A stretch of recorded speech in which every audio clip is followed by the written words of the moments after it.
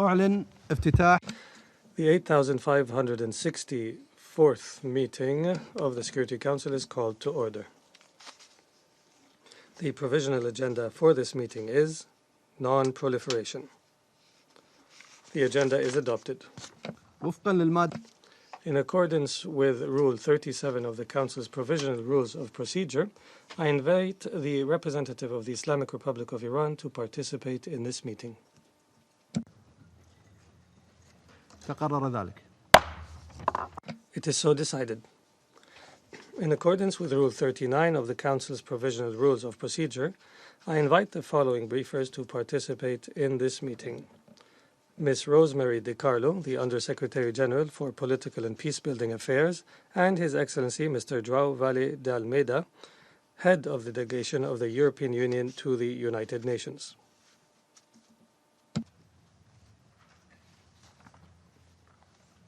تقرر ذلك. It is so decided. The Security Council will now begin its consideration of Item 2 of the agenda. I wish to draw the attention of Council members to the following documents. S/2019/488, a letter dated 13 June 2019 from the Security Council Facilitator for the implementation of Resolution 2231, addressed to the President of the Security Council. Document S/2019/492, the seventh report of the Secretary General on the implementation of Security Council Resolution 2231. And document S/2019/514, a letter dated 21 June 2019 from the Security Council Facilitator for the implementation of Resolution 2231, addressed to the President of the Security Council. At this meeting, the Security Council will hear briefings by Ms. Rosemary DiCarlo, His Excellency Mr. Vale de Almeida, and Ambassador Mark Pechstein de Boitswerve, Permanent Representative of Belgium, in his capacity as Security Council Facilitator for the implementation of Resolution 2231. I now give the floor to Ms. Rosemary DiCarlo. Thank you, Mr. President. The Joint Comprehensive Plan of Action on the Iranian nuclear issue, endorsed by the Security Council in Resolution 2231, is the result of 12 years of intense diplomatic efforts and technical negotiations. The Secretary General regards the plan and the resolution as hard-won achievements of successful multilateralism, nuclear non-proliferation, dialogue, and diplomacy. He welcomes the latest report from the International Atomic Energy Agency, which states that Iran continues to implement its nuclear-related commitments. At the same time, the Secretary General is concerned about recent developments. He regrets that the United States recently decided not to extend waivers with regard to the trade in oil with Iran and not to fully renew waivers for non-proliferation projects in the framework of the JCPOA. These actions may impede the ability of Iran and other member states to implement certain provisions of the plan. The Secretary General also regrets Iran's announcement on 8 May 2019 that it would not commit itself to respecting the JCPOA limits on its enriched uranium stockpile and heavy water reserves at the current stage, and that it would further suspend compliance with the uranium enrichment limits and measures to modernize the Arak reactor should other participants not fulfill Iran's demands, especially in the areas of banking and oil, within 60 days. He further regrets the subsequent announcement on June 17, 2009, that Iran may surpass, on 27 June, the limit on its enriched uranium stockpile set under the JCPOA. Such actions are not in the interests of the participants of the plan and may not help preserve it. The Secretary General encourages Iran to continue implementing all its nuclear-related commitments despite the considerable challenges it faces. The Secretary General welcomes the initiatives of the other participants, which should be given full effect as a matter of priority. It is essential that the plan continues to work for all its participants, including by delivering tangible economic benefits to the Iranian people. Member states and other relevant actors should also work effectively with JCPOA participants toward the preservation of the plan. At the same time, the Secretary General encourages Iran to carefully consider and address the concerns expressed by member states about its activities in relation to the restricted measures contained in Annex B to the resolution. Mr. President, recent events in the Gulf are a reminder that we're at a critical juncture. The Secretary General calls on member states to avoid actions that may result in a further deterioration of the current situation. He urges all parties to engage in dialogue and diplomacy, to address their differences, to exercise maximum restraint, and to de-escalate current tensions to avoid the risk of miscalculation and accidents. In this regard, the Security Council has an important role to play. As stated by the Secretary General in his briefing to the Council on 13 June, if there is something the world cannot afford, it is another major confrontation in the Gulf region. Mr. President, let me now turn to the 7th report of the Secretary General on the implementation of Resolution 2231. As guided by the Security Council and consistent with our previous reports, the one before you today is focused on Annex B to the resolution. First, on the implementation of the nuclear-related provisions, we have not received new reports on the supply, sale, or transfer to Iran, contrary to paragraph 2 of Annex B. The procurement channel established for the transfer of nuclear-related items to Iran remains an important mechanism for transparency, and all states and the private sector are encouraged to fully utilize and support it. In this connection, the Secretary General noted the 3 May announcement by the United States that involvement in certain activities set forth in paragraph 2 of Annex B may now be exposed to its national sanctions. He points out that the exemption provisions in paragraph 2 allow for the transfer of such items, materials, equipment, goods, and technology required for the nuclear activities of Iran under the plan, subject to the relevant notification requirements. Second, on the ballistic missile-related provisions, the report reflects information provided to the Secretary General and the Security Council by France, Germany, Iran, Israel, the Russian Federation, the United Kingdom, and the United States. These member states conveyed their views on Iran's test firing of a medium-range ballistic missile on 1 December 2018, flight tests of additional ballistic missiles between December 2018 and February 2019, and launches of space launch vehicles in January and February 2019. The information provided reflects divergent views among these member states as to whether these launches are inconsistent with paragraph 3 of Annex B, which calls upon Iran not to undertake any activity related to ballistic missiles designed to be capable of delivering nuclear weapons, including launches using such ballistic missile technology. In addition, the report reflects our analysis of subcomponents retrieved from ballistic missiles launched at the territory of the Kingdom of Saudi Arabia by the Houthis between March and June 2018.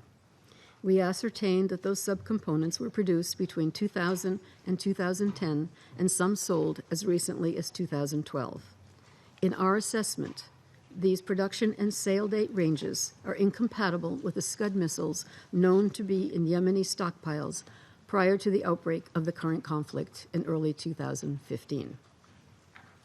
Third, in terms of arms-related provisions, the report reflects information regarding individuals found guilty in the United Kingdom of exporting combat aircraft parts from the United States to Iran through companies located in various countries. The Secretariat also examined a number of additional arms and related material recovered in Yemen. These included a second surface-to-air missile, wings for a new type of unmanned aerial vehicle, and a new unmanned surface vessel with explosives.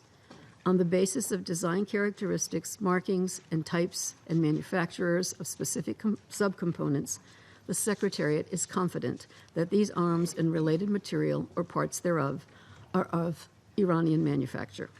However, the Secretariat has no indications as to whether those items were transferred from Iran after 16 January 2016. Further, the Secretariat examined samples of a shipment of small arms and light weapons seized by the United Arab Emirates in Aden in December 2018 and observed that part of the items had characteristics of Iranian manufacture. The Secretariat is still analyzing the available information on this shipment and intends to report back to the Council accordingly. The report also noted a televised speech of the political leader of Hamas, Yahya Sinnar, and a statement of the Al-Quds Brigade spokesperson, Abu Hamza, in May 2019, which pointed to ongoing Iranian military support to Hamas and the Palestinian Islamic Jihad in Gaza.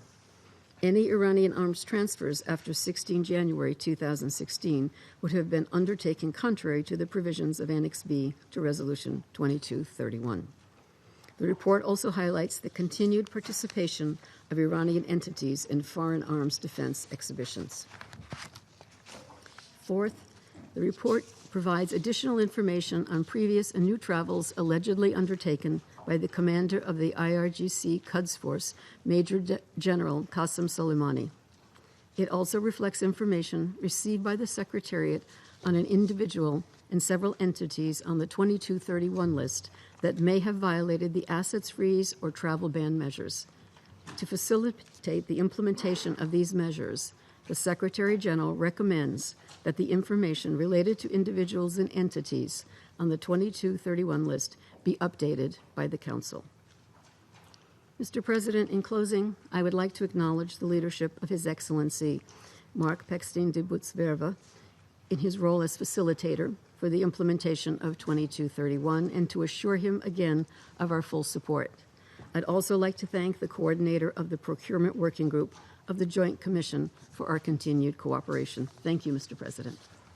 أشكر السيدة دي كارلو على I thank Madam De Carlo for her briefing, and I now give the floor to Mr. Joe Valle d'Almeida. The floor is yours, sir. Thank you, Mr. President, for giving me the floor. I'm honored to address the Council today on behalf of the High Representative of the European Union for Foreign Affairs and Security Policy, Mrs. Federica Mogherini, in her capacity as coordinator of the Joint Commission established by the Joint Comprehensive Plan of Action, JCPOA. My warm thanks, first of all, to the Secretary General, Antonio Guterres, and the Secretary General, Rosemary Di Carlo, and Ambassador Pechstein for the great collaboration over the past months on these files. Additionally, I would also like to convey my sincere gratitude to the colleagues in the UN Secretariat for their dedication and support, and in particular in relation to the procurement channel and their work to prepare the latest report of the Secretary General on implementation of Resolution 2231. Mr. President, we are just a couple of weeks away from July 14th, and it will be 4 years since the historic conclusion of the JCPOA in Vienna by the foreign ministers of Germany, France, United Kingdom, China, Russia, US, Iran, as well as the EU High Representative. At this particular challenging moment, it is important to remind ourselves of the achievements of the Joint Comprehensive Plan of Action. It rolled back Iran's nuclear program. It blocked access to plutonium and high-enriched uranium, and established the most robust verification mechanism by the International Atomic Energy Agency. The JCPOA is a key element of the global nuclear non-proliferation architecture and was endorsed unanimously by this Council under Resolution 2231. It is the only tool available to provide the international community with the necessary assurances on Iran's nuclear program. This is why the European Union is resolutely committed to the JCPOA. That is why we continue to support it, and that is why we are determined to work with the international community to preserve it. The European Union has been consistent in its commitment to the continued full and effective implementation of the agreement as long as Iran abides by its commitments. This has been repeated in numerous statements and in our most recent European Union Foreign Affairs Council conclusions of February of this year. The JCPOA has been delivering on its nuclear goal to provide the international community with the necessary reassurances on the exclusively peaceful nature of Iran's nuclear program. As confirmed by 15 consecutive reports by the International Atomic Energy Agency, Iran has continued to implement its nuclear-related commitments, and it must continue to do so. With reference to the Chair's statement after the 6th of March Joint Commission, the remaining participants of the JCPOA recognize that alongside implementation by Iran of its nuclear-related commitments, the lifting of sanctions allowing for the normalization of trade and economic relations with Iran constitute essential parts of the JCPOA. In this regard, the European Union and all its 28 member states deeply regret the withdrawal of the United States from the agreement. The United States' subsequent reimposition of unilateral sanctions, its decision to not extend waivers with regard to trade in oil, and not to fully renew waivers for nuclear non-proliferation projects, are having a significant impact on Iran's economy. As recalled in her statement of the 4th of May this year, together with the foreign ministers of France, Germany, and the United Kingdom, the High Representative remains committed to contribute to provide tangible results and economic dividends to the Iranian population. The operationalization of INSTEX, the instrument for supporting trade exchanges, a special purpose vehicle conducive to effective financial channels, is moving ahead and will enable legitimate trade with Iran consistent with international and European laws and regulations. At the same time, the European Union notes with great concern the different announcements made by Iran on 8th of May regarding its commitments under the JCPOA. As stressed in the joint statement by High Representative Federica Mogherini and the foreign ministers of France, Germany, and the United Kingdom on May 9th, the EU remains committed to the JCPOA. It does not accept any ultimatums and will assess Iran's compliance on the basis of Iran's performance regarding its nuclear-related commitments under the JCPOA and the NPT. Mr. President, a number of projects are being implemented in support of JCPOA.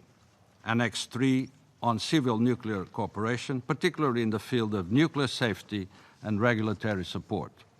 Annex 3 helps us get a better understanding of Iran's nuclear needs and gradually build confidence on Iran's program. It also plays a significant role for Iran as it balances the limitations of the nuclear program with the civil nuclear development and longer-term engagement. Established under Annex 4 of the JCPOA, the procurement channel remains a unique non-proliferation, transparency, and confidence-building instrument. It is a key mechanism to prevent the misuse of nuclear or dual-use items and to ensure that exports of such items are consistent with the JCPOA. We recognize the challenges brought about by the U.S. withdrawal from the JCPOA and the reimposition of sanctions. The procurement channel, however, remains a UN Security Council mechanism, and the decision on a proposal for transfer is endorsed by all its 15 members. In the 7th Joint Commission report on the status of the Procurement Working Group's decisions and on any implementation issues, submitted to the facilitator on 13th of June and subsequently circulated as a document of the Security Council, The remaining participants stated their commitment to continue reviewing proposals in an impartial and independent manner. In this context, it is a positive signal that the channel keeps receiving proposals, albeit at a decreased pace. 44 proposals have been submitted to date. A substantial amount of outreach has been conducted during the past few years, and countries around the world are aware of the procedures of the channel. Our outreach efforts will continue, together with colleagues from the Security Council Secretariat and the Facilitator. We expect that all Security Council members will continue to support the preservation of the channel in line with Resolution 2231. Mr. President, while the JCPOA addresses nuclear non-proliferation aspects, a series of events outside the nuclear domain are increasingly worrying. The European Union consistently calls for reducing tension and regional military build-up by all actors.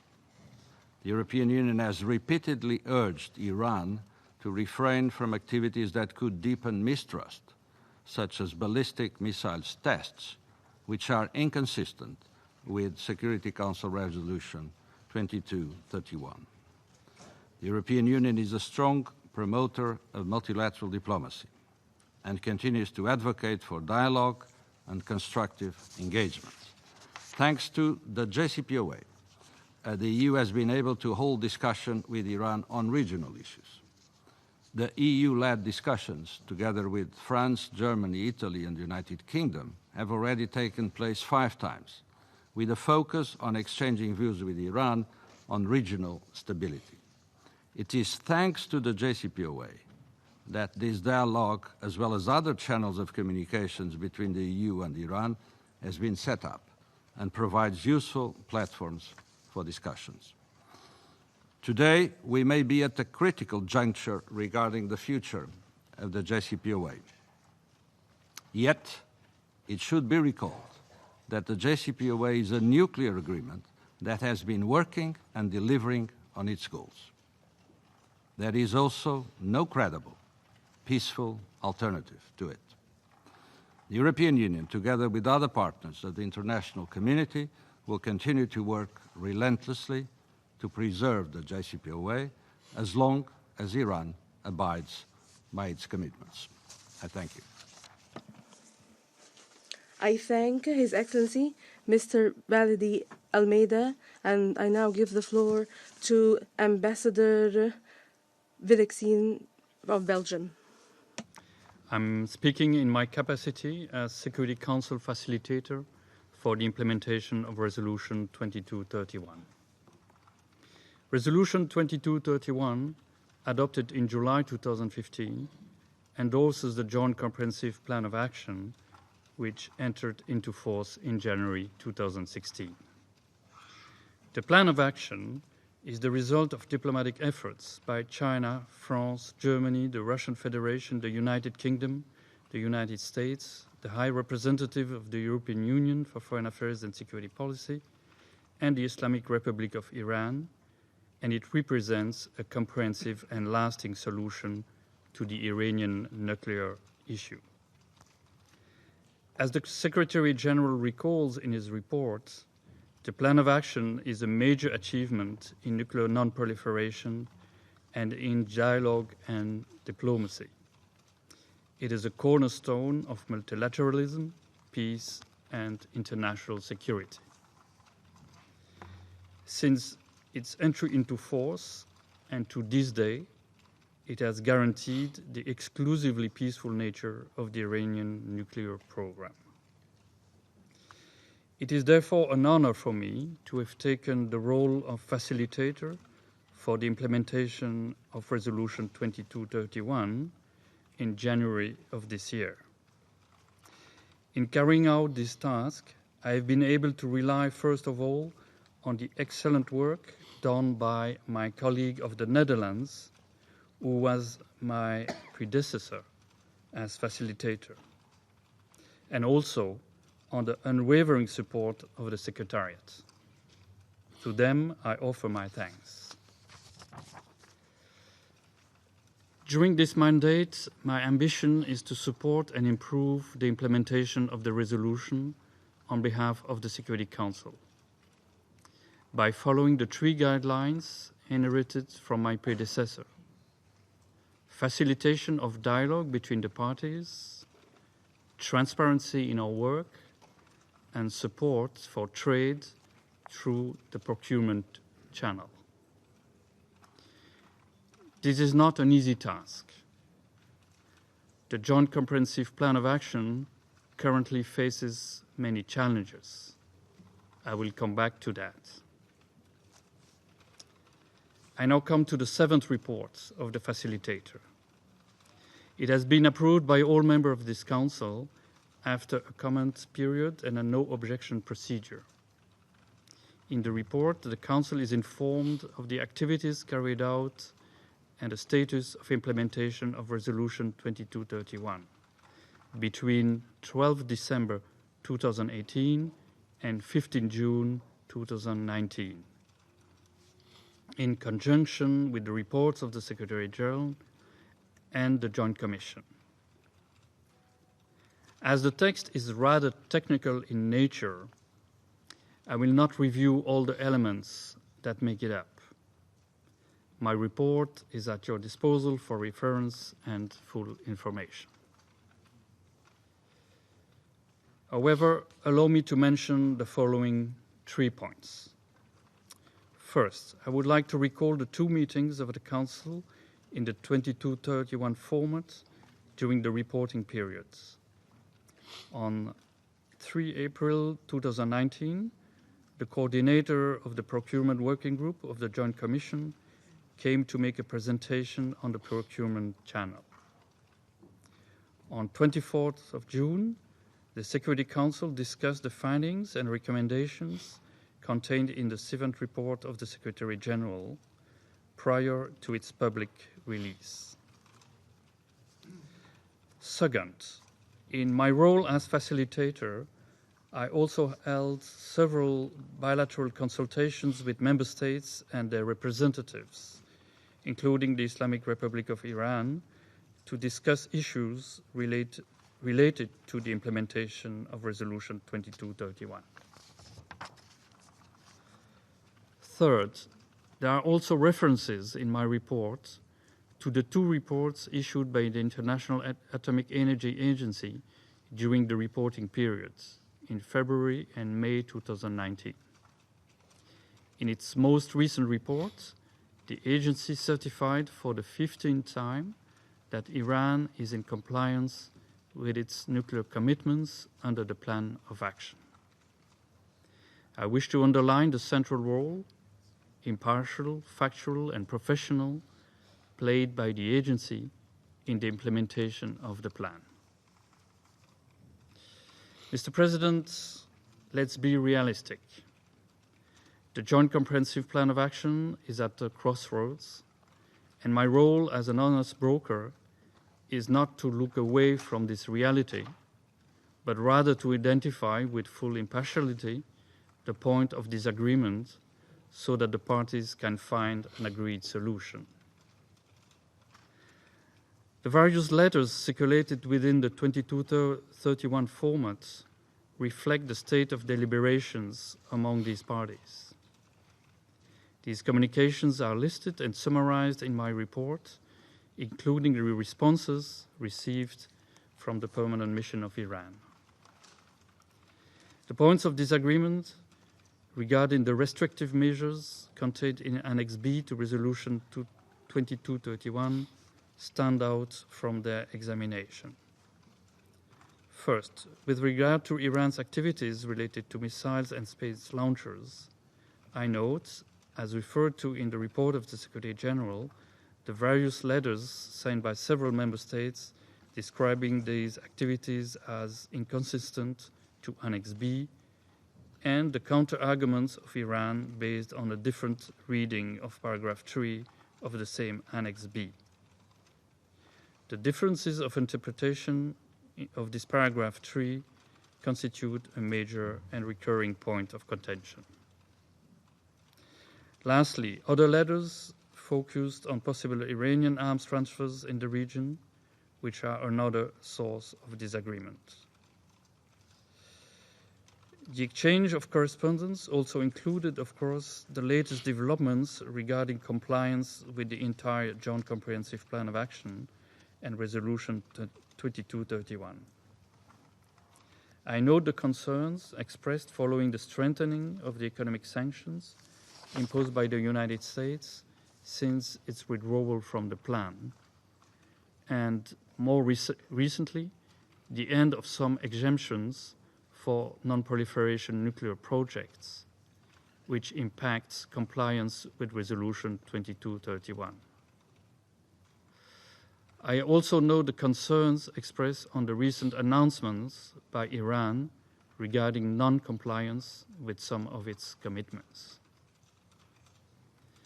Lastly, I take note of the concern expressed by some member states, as well as by the Joint Commission in its report, about the impact of the sanctions reimposed by the United States on the work of the Procurement Working Group of the Joint Commission.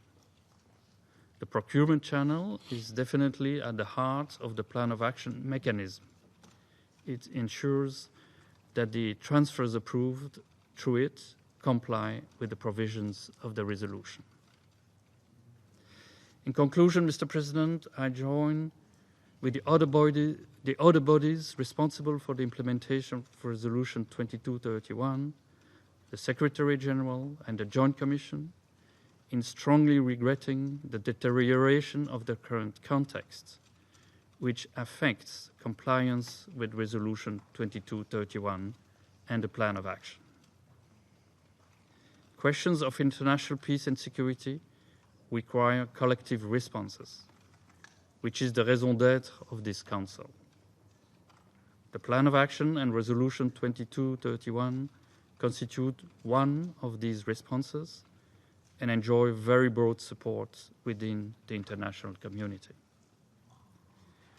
Therefore, referring to paragraph 2 of Resolution 2231, I call on all member states, regional organizations, and international organizations to take such actions as may be appropriate to support the implementation of the JCPOA, including by refraining from actions that undermine implementation of commitments under JCPOA. I thank you. I thank Ambassador Bakistin Peresware for his briefing, and now give the floor to the members of the Council who wish to make statements. The first speaker on the list is the United Kingdom. You have the floor, the permanent representative, Madam. Thank you very much, Mr. President, and thank you very much to our briefers this morning. Mr. President, the United Kingdom welcomes the Secretary-General's 7th report on the implementation of Security Council Resolution 2231 of 2015. We offer our thanks to the Secretariat for their continued professionalism and the support they provide to the Secretary-General in producing a thorough and well-evidenced report. Mr. President, when I last addressed the Council in this format in December, I explained that the policy of the United Kingdom towards Iran was motivated by 3 objectives. The first, and most critical, was to uphold the global non-proliferation regime and prevent Iran achieving a nuclear capability that would threaten the Middle East and Europe beyond it. The United Kingdom participated in negotiations on, and we remain committed to, the Joint Comprehensive Plan of Action. We believe this is the best way to prevent the emergence of a nuclear-armed Iran. The JCPOA is an essential part of the global non-proliferation architecture, and it is critical for our national security and for the shared security of our partners and allies.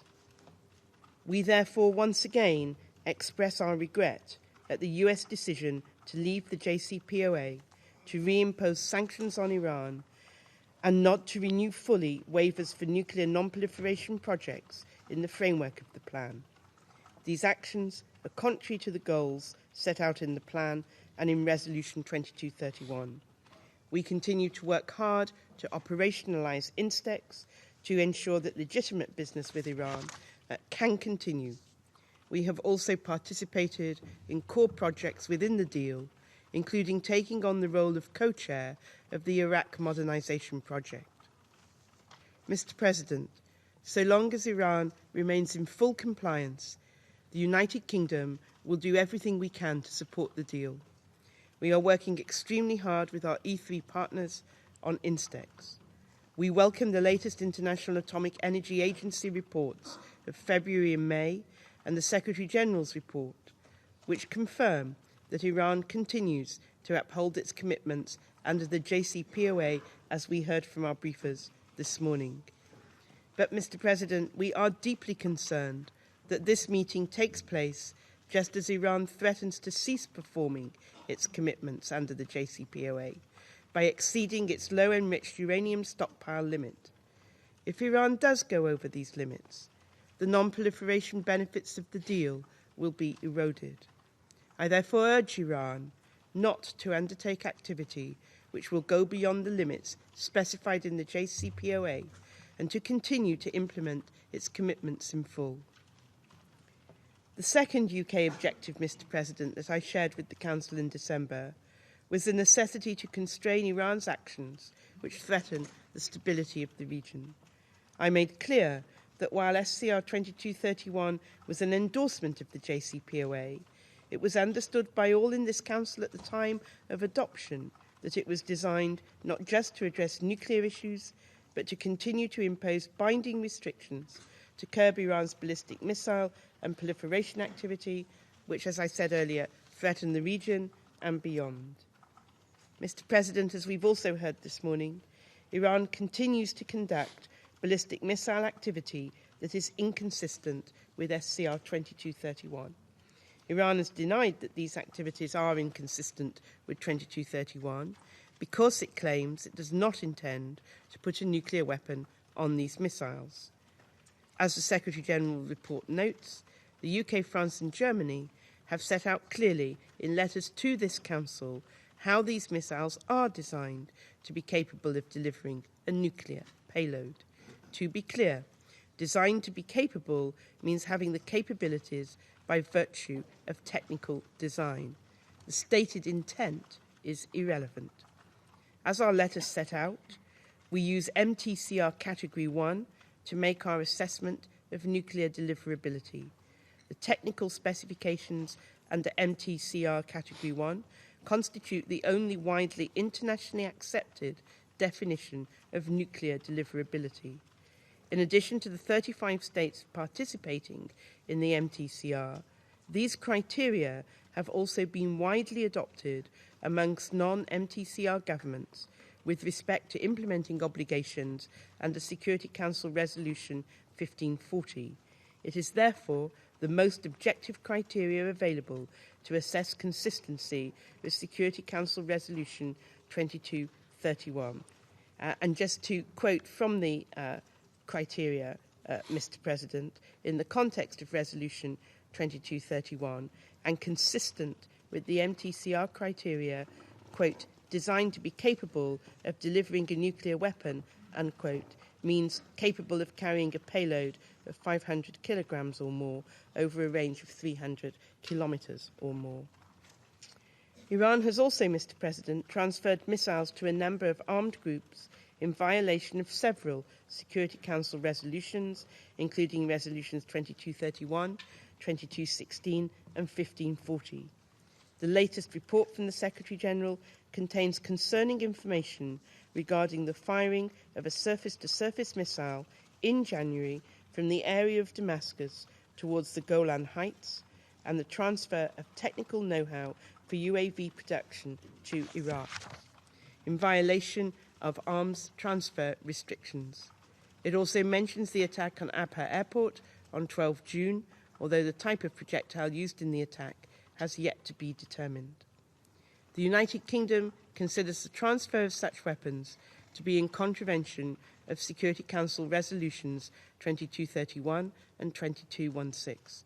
There is firm international consensus that such proliferation of missile technology two non-state actors is destabilising for the region, and it escalates already high tensions. Mr. President, we call on these activities to stop. The actions are part of a pattern of Iranian behaviour that poses a serious danger to peace and stability in the region. On Monday, I told the Council in closed consultations that following our own assessment of a range of evidence, the United Kingdom concluded that it was almost certain that the Islamic Revolutionary Guard Corps carried out attacks on two tankers on 13 June. We are also confident that Iran bore responsibility for the 12th May attack on 4 oil tankers near the port of Fujairah.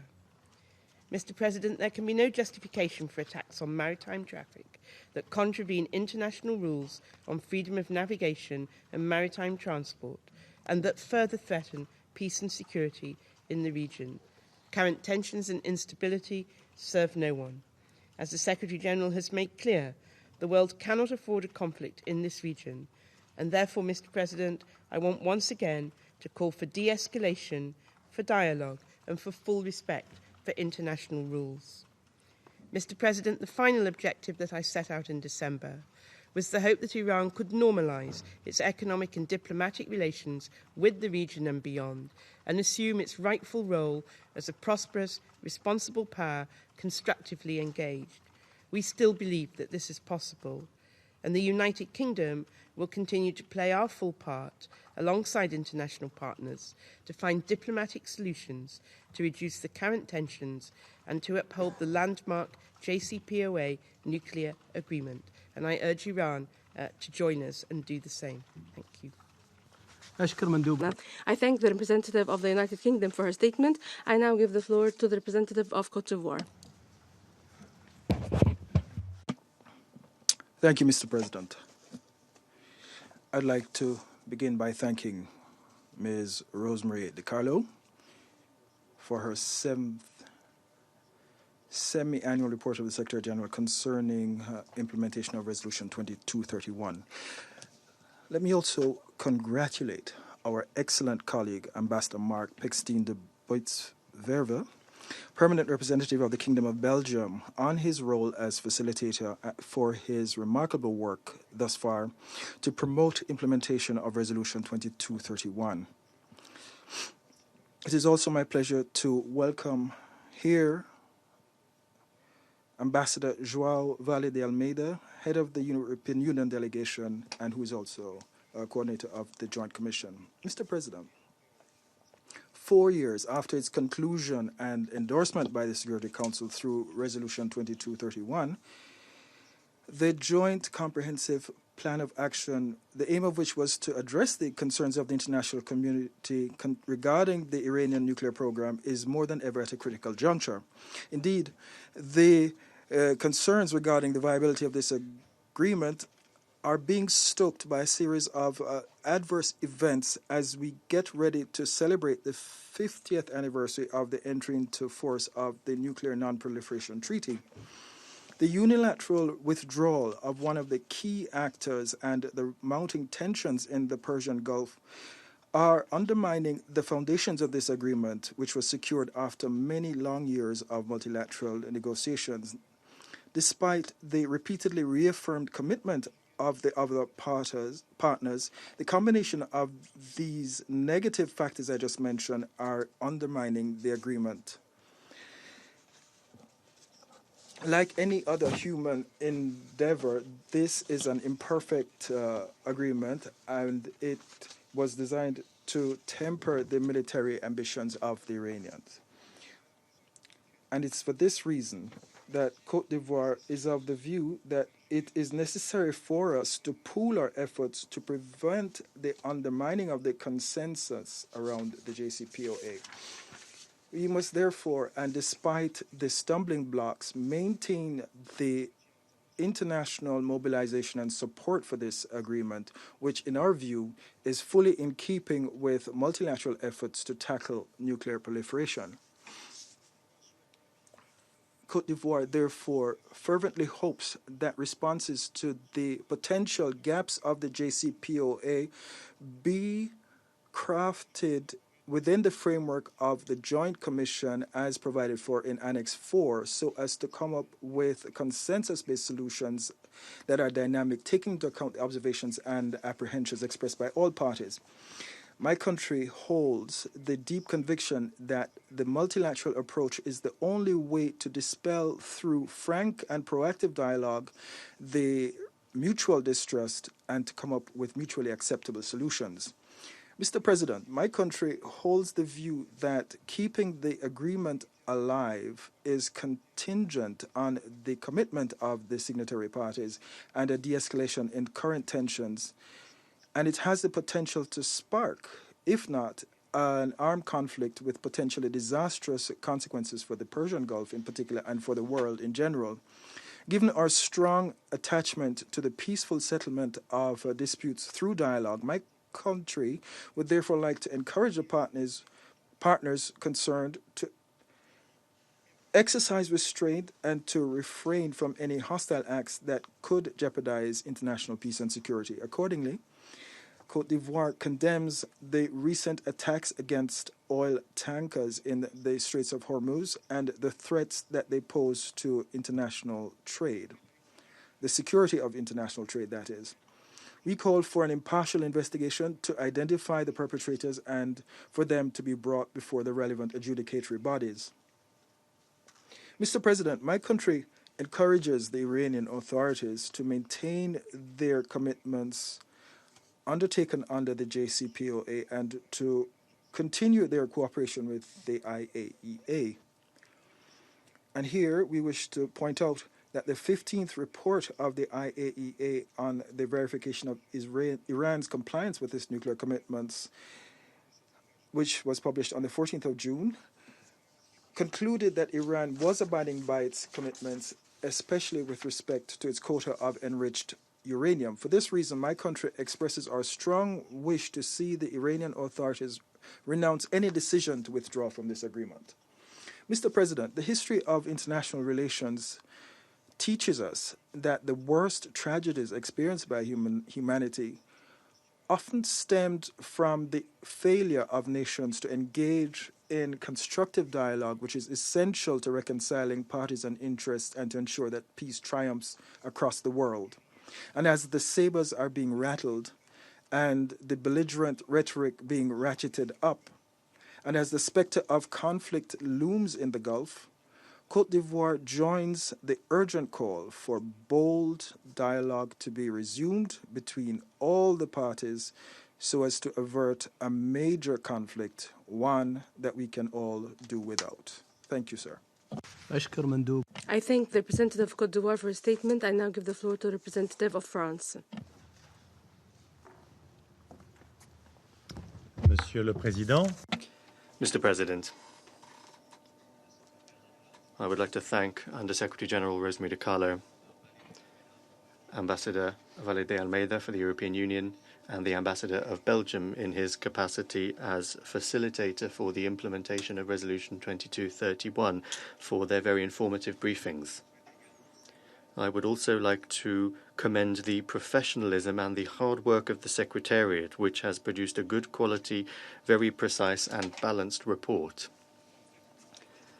Mr. President, the challenges that bring us together within this Council are more numerous and more serious than ever, and our responsibilities are vast when it comes to non-proliferation and also on all of the regional files that we have to deal with.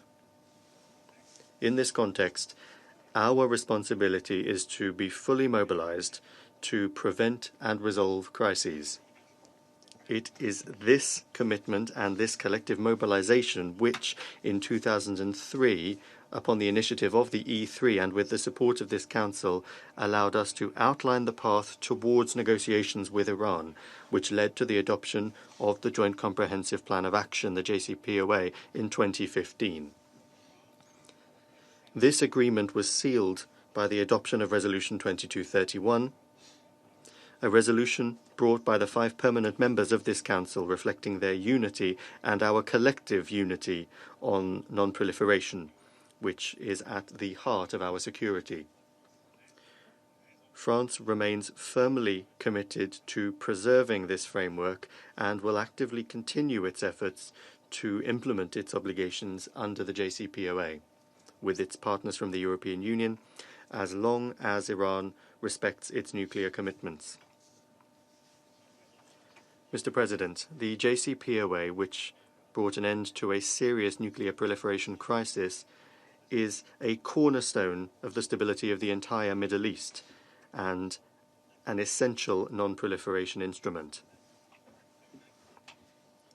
As we are witnessing a worrying increase in tensions in the region, everybody must refrain from announcements and measures which could weaken the JCPOA and bring about an escalation. The withdrawal of the United States from the agreement last year and American sanctions have opened up a very worrying phase of uncertainty. France, along with its partners and like the United Nations Secretary General, clearly expressed its regrets and concerns over the American decisions. In this context, the recent Iranian announcements concerning non-compliance with provisions of the JCPOA, which the Secretary General also expressed regret about, are extremely worrying. Here I would like to recall my country's position. It is essential that Iran continue to fully and scrupulously implement its nuclear obligations. Beyond announcements, Tehran must refrain from any measure that would place Iran in breach of its commitments. The JCPOA is the result of a fragile balance. Any even partial cessation of Iran's commitments would have negative consequences in terms of the risk of nuclear proliferation and would further destabilize the region. Mr. President, France has said many times in this chamber that the preservation and the full implementation of the agreement must go hand in hand with respect for all of the provisions of Resolution 2231, which endorses it. Everybody knows that the collective commitments made in 2015 do not begin and end with the JCPOA. Here I would like to express France's concern over the various elements identified by the Secretary General in his report concerning the Iran's continued non-compliance with several of the provisions, notably concerning its ballistic activities and the transfer of various arms to other actors in the Middle East. Iran is conducting particularly destabilizing activities in the sphere of missiles, whether it be its efforts to develop a ballistic program which are not in accordance with Resolution 2231, or transfers to state and non-state actors in the Middle East, which place Iran in breach of several resolutions of this Council, including Resolution 2231. It is therefore essential that Iran halt these activities and complies fully with the resolutions adopted by this Council. Mr. President, here allow me to make an urgent appeal for pragmatism and clear-headedness. Faced with the risk of escalation caused by the incidents in the Gulf of Oman, it is crucial that all of the actors in question show the greatest possible restraint, favor the path of dialogue and peaceful settlement, and thereby contribute urgently to a regional de-escalation. France encourages and supports all mediation efforts between the parties. Ways must be found towards pacifying the situation through gestures from all of the actors involved. This crisis should also be an opportunity to pursue regional stabilization and security mechanisms. The end of the JCPOA would mean a dangerous step backwards, bringing with it uncertainty and potentially grave consequences for the region, for the non-proliferation regime, and for our collective security. We must all work to avoid such a scenario, for which we would all pay the price, and also to preserve the nuclear agreement. I call upon everyone around this table to rally behind this goal. As you know, France advocates a global approach endorsed by the European Union, which aims to ensure the preservation of the JCPOA whilst also addressing the long-term framing of the Iranian nuclear program and Iran's behavior in the ballistic sphere and in regional conflicts. Mr. President, faced with the worrying developments underway, I would like to conclude by calling on France's behalf for all of those involved to keep themselves under control, to unplug their autopilot, and to take responsibility through respect and dialogue to find common ground and to reach de-escalation. Let us not sleepwalk into a military confrontation, but rather let us be actors in a exclusively political solution. You can rest assured of France's resolute determination to this end. Thank you. I thank the representative of France for a statement. I now give the floor to the representative of Germany. Thank you, Mr. President, and let me thank all our briefers this morning for their insightful presentations. Germany welcomes the report of the Secretary General on the ongoing implementation of United Nations Security Council Resolution 2231. The Secretary General's report is a key contribution to monitoring compliance with UNSCR 2231, and we consider the current scope and methodology of the report to be fully appropriate. Germany also welcomes the update on the activities of the procurement channel and remains fully committed to the procurement channel process. It is important to recall that UNSCR 2231 endorses the JCPOA. The JCPOA strengthens the NPT and is an important contribution to the global non-proliferation architecture. It's an important asset for the security in the region and beyond. Mr. President, this is a key moment for the JCPOA and the efforts of the international community to preserve the agreement. Along with our European partners, Germany remains fully committed to the JCPOA and its implementation, provided Iran stays in full compliance with its JCPOA commitments. Germany deeply regrets the US unilateral decision to leave the JCPOA, to reimpose UN sanctions on Iran, and to not extend the waivers with regard to the trade in oil with Iran, and the decision to not fully renew waivers for nuclear non-proliferation projects. These non-proliferation waivers are crucial to ensure the non-proliferation function of the JCPOA and are key to our shared security. We are deeply concerned about Iran's announcement to not commit itself to respecting the limits of enriched uranium and heavy water reserves. We urgently appeal to Iran to fully respect its nuclear-related commitments under the JCPOA and to refrain from any steps that would result in a breach of Iran's commitments. On this basis, Germany, jointly with the remaining JCPOA participants, will continue to work to ensure that Iran can receive economic benefits from sanctions relief. In this context, INSTEX is part of the European efforts to preserve and safeguard the JCPOA. INSTEX, as we have heard this morning, will soon be operational.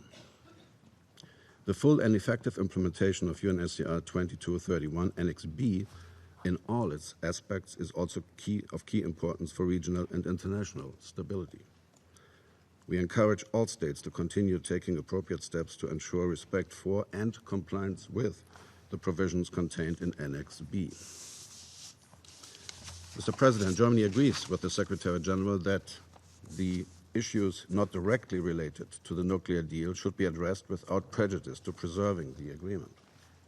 These issues can be most effectively addressed while the nuclear deal remains in place. Regarding the transfer of arms, including missile technology, by Iran to non-state actors in the region and with a view to Iran's ongoing transfers and ballistic missile activity, the findings of the Secretary General give rise to deep and serious concern. These activities have a destabilizing effect in the region and also negatively affect our European security interests. Mr. President, Germany is concerned about Iran continuing to advance the scope and precision of its ballistic missile arsenal. We assess that Iran's program to develop ballistic missiles continues to be inconsistent with paragraph 3 of Annex B of Resolution 2231. And we call accordingly on Iran not to conduct any further ballistic missile launches and related activities inconsistent with UNSCR 2231 and to refrain from unacceptable rhetoric accompanying these activities. Mr. President, we also note with concern the indications in the Secretary General's report for the transfer of ballistic missile technology by Iran to the Houthis in Yemen, indications of possible transfers to Palestinian faction in the Gaza Strip. Such transfers would be violations of UNSCR 2231, and in particular, transfers to the Houthis may also constitute a violation of SRC 2216. And we also, in that context, would like to recall that Security Council Resolution 1540 forbids the proliferation of weapons of mass destruction and their means of delivery to any non-state actor.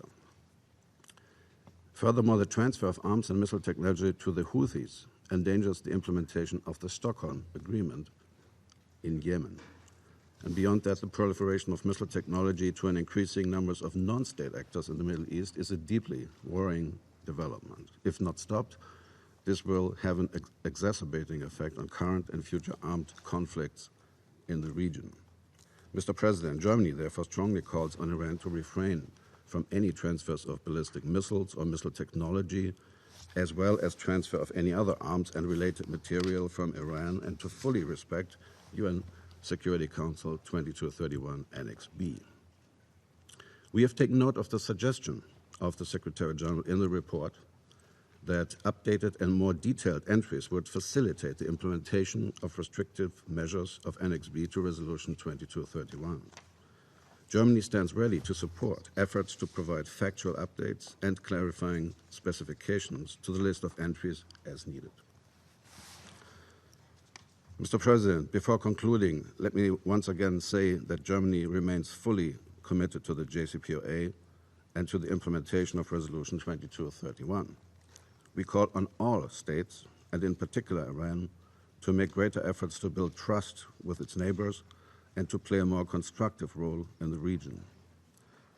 We, including this Council, must focus on de-escalation and dialogue, and we call on all actors to remain level-headed and to prevent any actions that can lead to a military escalation.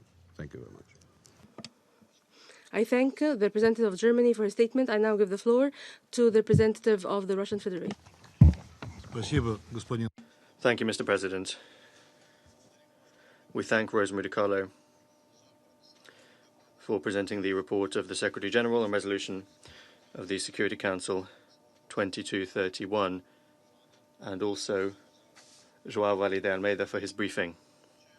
We note the work of the permanent representative of Belgium as Security Council coordinator on the implementation of the provisions of this resolution. We share the position of the Secretary General concerning the US withdrawal from the JCPOA and the reimposition of unilateral sanctions against Iran, which contradicts the purposes of the JCPOA and also Resolution 2231 and undermines Iran's ability to comply with the provisions of these documents. We would once again like to recall that the JCPOA and the unilateral adoption on the 20th of July 2015 of Security Council Resolution 2231 were among the more historic achievements in global diplomacy and multilateralism in general. These agreements proved that even the most acute problems and crises can be overcome through political means if the will to do so is there. Iran is conscientiously implementing its share of the agreements of the JCPOA. This is demonstrated by many reports from the IAEA Director General. In this sense, the JCPOA is an extremely important instrument in upholding the international non-proliferation regime, and Iran, one of the most verified countries in the world. Currently, the only way to preserve the plan is the good faith implementation of it by all of the remaining states parties of the obligations that they have voluntarily taken upon themselves. In this context, we note that the report of the Secretary General clearly demonstrates that Iran is strictly complying with all of its nuclear obligations in the face of considerable challenges. Mr. President, at all international platforms, we have repeatedly condemned irresponsible attempts to torpedo the agreements and expressed the hope that matters of international security and stability will stop being held hostage to the domestic political intrigues of individual states. Unfortunately, our appeals have been ignored and the unique potential of the JCPOA has been jeopardized.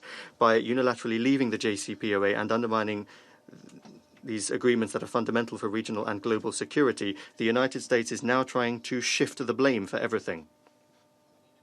They are not only refusing to implement Resolution 2231 that they endorsed, but trying to ever more painfully punish all other member states for implementing Security Council decisions. And conversely, they are demanding that Iran unquestioningly implement absolutely all of the obligations. Such examples of doublethink in the steps of the American administration are manifold. We hear assertions that nobody is planning regime change in Iran, and at the same time we hear threats about obliteration and new sanctions are being introduced. There are calls for dialogue, and then in parallel, openly, they declare the intention to increase military presence in the region. Such signals, which even an experienced cryptologist would struggle to decode, can only bring the situation to a point of no return. Mr. President, the only practical step that can be taken to save the JCPOA is the implementation by the remaining parties to the agreements of their obligations. We need to abandon fear and selfish concerns and prioritize the maintenance of the viability of the JCPOA. We are convinced that constantly raising the stakes and then pointing out to whom the fate of the plan is more dear will only provoke extreme sentiments. We must not allow those forces to take the upper hand who believe that the only way to resolve any international questions is political pressure and the economic strangulation and blackmail with military might. Since the conclusion of the JCPOA, its effectiveness has been predetermined by the unity of political will of all of its parties and their joint focus on the end result. This means that today, only together can we create conditions that will help to confidently resolve the challenges facing all of those who remain committed to the JCPOA. We are in favour of preserving the JCPOA, and we want Iran to also remain committed to the agreement. But we understand the deep disappointment of Tehran over the way events have developed, where they are being demanded full compliance with obligations without being given in exchange the thing for which the deal was agreed. All the more so, this is taking place against the backdrop of Washington's desire to strangle Iran with economic sanctions, not to mention military threats. All parties to the JCPOA must take real rather than demonstrative efforts and steps so that Iran understands why it is implementing its obligations under the JCPOA. This is a legitimate requirement from Tehran. Mr. President, we note with regret that the report suffers from a chronic lack of evidence when it comes to the parts concerning Iran's missile program, the supposed shipments of arms from Iran, and alleged violations by Tehran of the provisions of Resolution 2231 concerning asset freezes and travel bans on individuals from the country. There's also the ongoing problem of the rather amateur inspections by representatives of the Secretariat who do not have the necessary skills nor a mandate to do so. The wording concerning confidence in the Iranian origin of some missiles and other weapons that representatives of the Secretariat were allowed to study ultimately does not prove anything. The problem is compounded by a reservation that the Secretariat is not able to confirm that the missiles or the wing of a given military drone were supplied by Iran overseas after the entry into force of the JCPOA. This begs the question, if the Secretariat can't confirm that there was a violation of Resolution 2231 and does not have the necessary skills and competence, why are they constantly including this in the reports? Mr. President, we can see that there is an artificial whipping up of the situation in the Persian Gulf which is jeopardizing peace and security in the region and also international efforts to resolve the conflict. The proof of Iran's guilt that has been provided is not convincing for us. We very much are getting the impression that a casus belli is being put together. Rhetoric about Iran's link with al-Qaeda and the sabotage of tankers, which Iran should have less interest in than anyone else, is reminiscent of March 2003, when arguments were fabricated to justify the invasion in Iraq. Everybody knows the consequences very well. We believe that there is an alternative to these provocative actions. It's necessary to strengthen an overall atmosphere of confidence in the region. We recall that in its Resolution 598 from 1988, the Security Council instructed the Secretary-General to work together with regional parties on measures to strengthen security and stability in the region. Now more than ever, work in this area is needed. Russia stands ready to support this in contact with our regional partners and all interested parties. The end goal must be forming a genuinely inclusive security architecture with the inclusion of absolutely all states in the region. Our idea for strengthening security in the Persian Gulf under international guarantees remains relevant.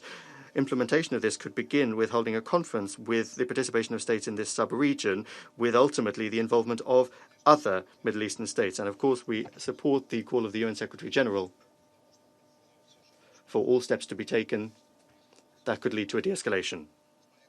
Mr. President, in conclusion, I would particularly like to underscore that the Russian Federation remains committed to the unconditional implementation of the provisions of Resolution 2231 and the Joint Comprehensive Plan of Action.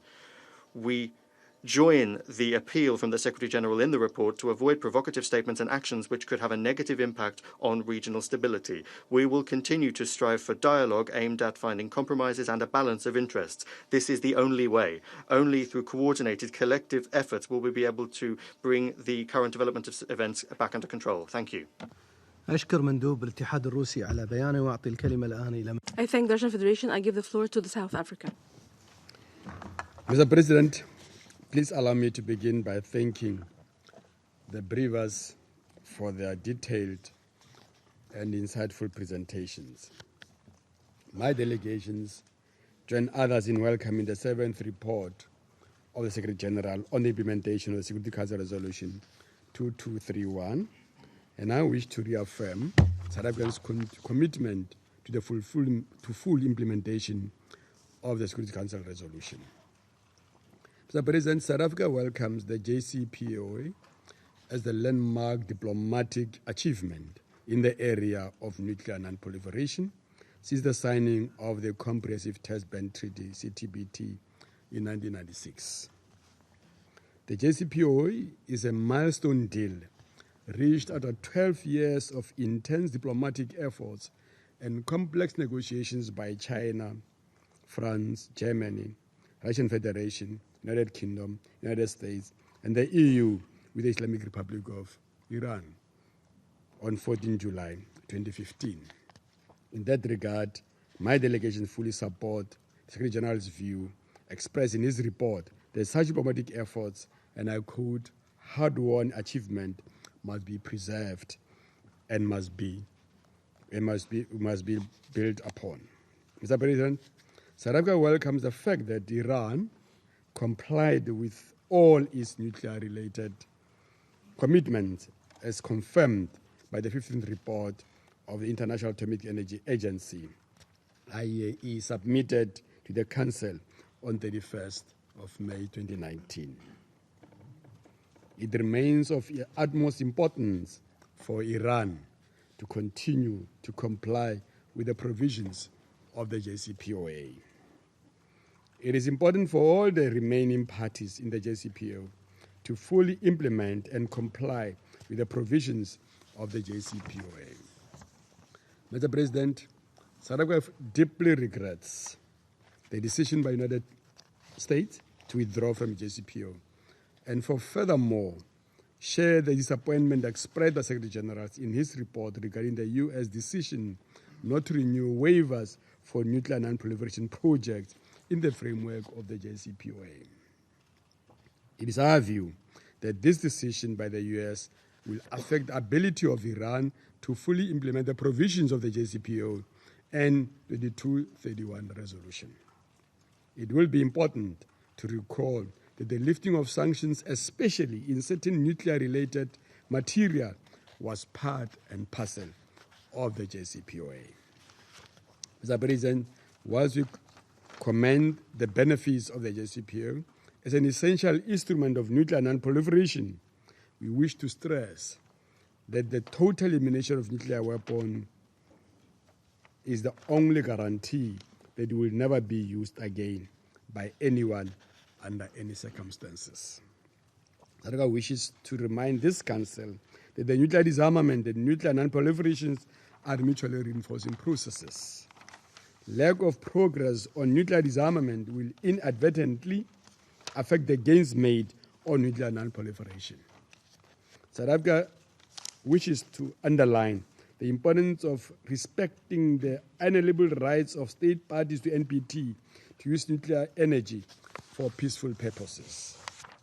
Mr. President, South Africa is the staunch supporter of nuclear weapons-free zones as one of the major contributors to nuclear non-proliferation and critical building blocks towards the goal of world without nuclear weapons.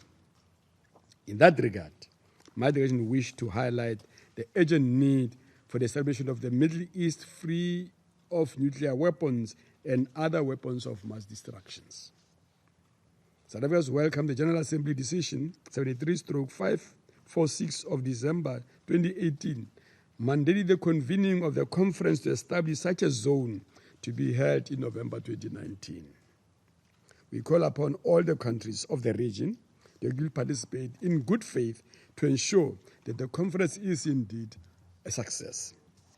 South Africa wishes to reiterate the fact that the 1955 resolution on the Middle East adopted at the 1995 Review and Extension Conference of NPT, as well as in other subsequent agreements made in the NPT review comms, remain valid until they are fully implemented by all of us.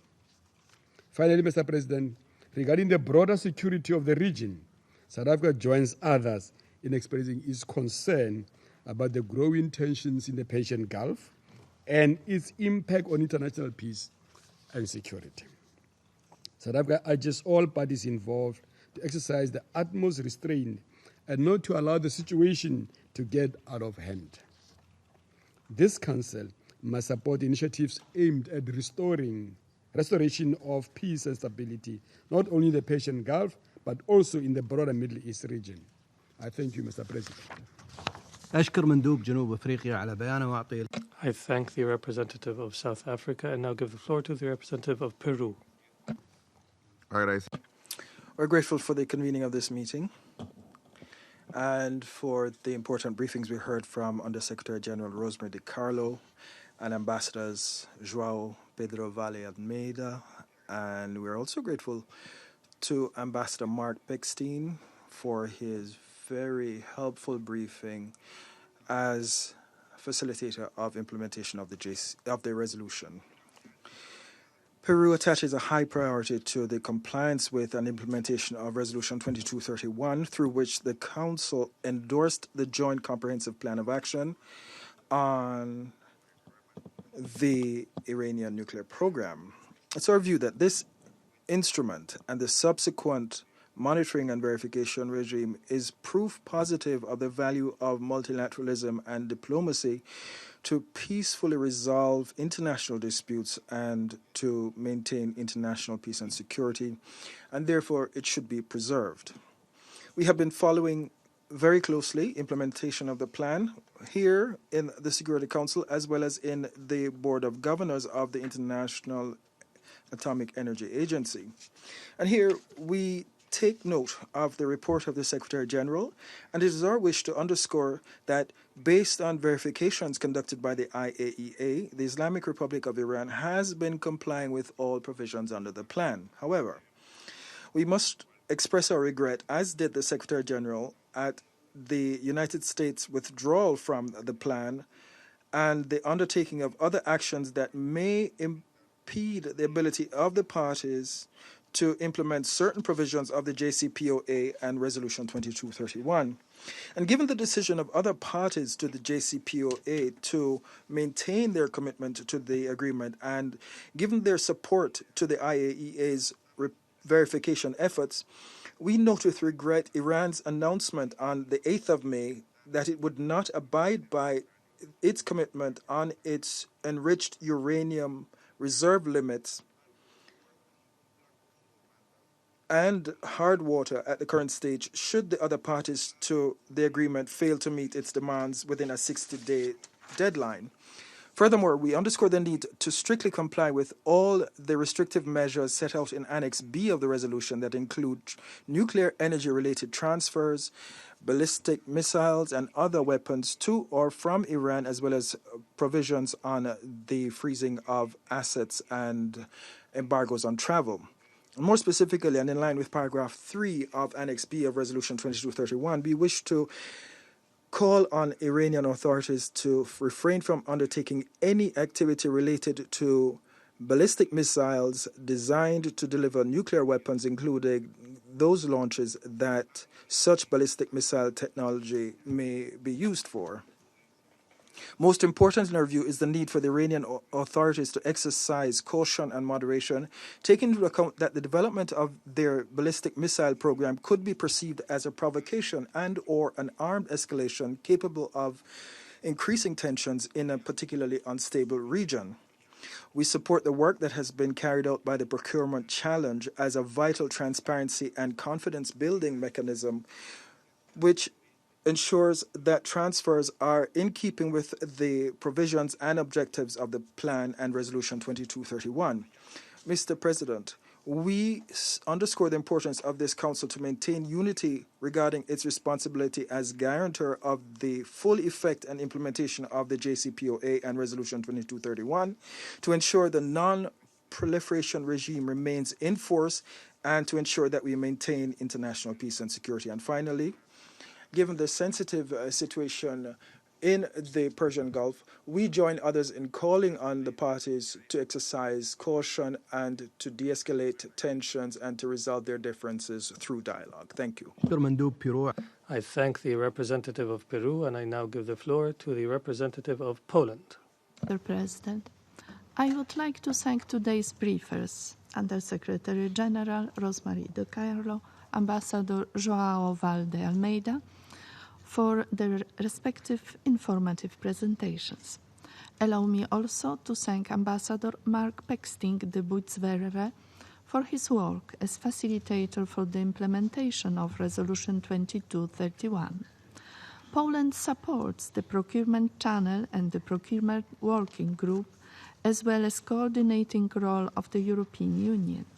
Mr. President, Poland welcomes the 7th report of the Secretary General on the implementation of the Security Council Resolution 2231. Similarly as the previous reports, this is a thorough and balanced document. The Joint Comprehensive Plan of Action, which constitutes an integral part of the resolution, is an important achievement of multilateral diplomacy, a key element of the global nuclear non-proliferation architecture. We welcome the International Atomic Energy Agency's efforts to strictly monitor and verify Islamic Republic of Iran's commitments in order to guarantee the peaceful nature of Iranian nuclear program in line with the NPT and the JCPOA.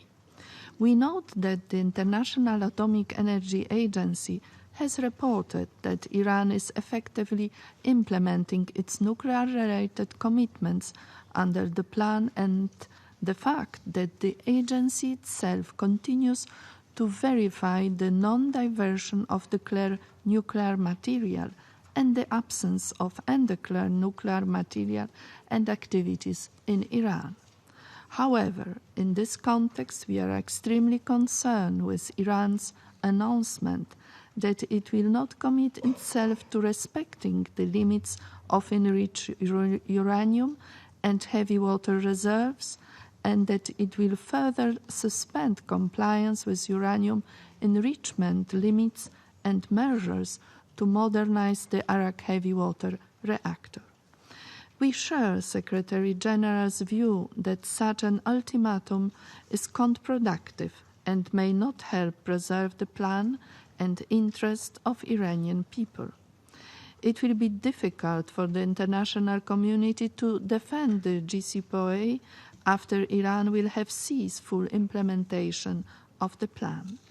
We call on Iran to refrain from actions that could undermine further implementation of both the JCPOA and Resolution 2231, which is even more important now, as it refers not only to the activities under the scope of Annex B. We urge Iran to uphold its commitment never to seek, develop, or acquire any nuclear weapons, and to continue to apply the additional protocol of its Safeguards Agreement, and to formally ratify this protocol in the near future. Mr. President, restrictive measures described in Annex B constitute an integral part of Resolution 2231 and need to be implemented thoroughly. We believe that more needs to be done by all regional actors to find lasting, peaceful solutions of regional conflicts, given the fact that the high level of confrontation across the region can have extremely dangerous repercussions not only in the region but as well. In this regard, we note Iran's engagement in the provision of military, financial and political support to non-state actors across the region. Having in mind Iran's important role in the region, we encourage Iranian authorities to cooperate closely and constructively with the international community in efforts aiming at de-escalating the current tensions in the Middle East. Iran's ballistic missile activity, especially this related to long-range missiles, goes far beyond its defense purposes.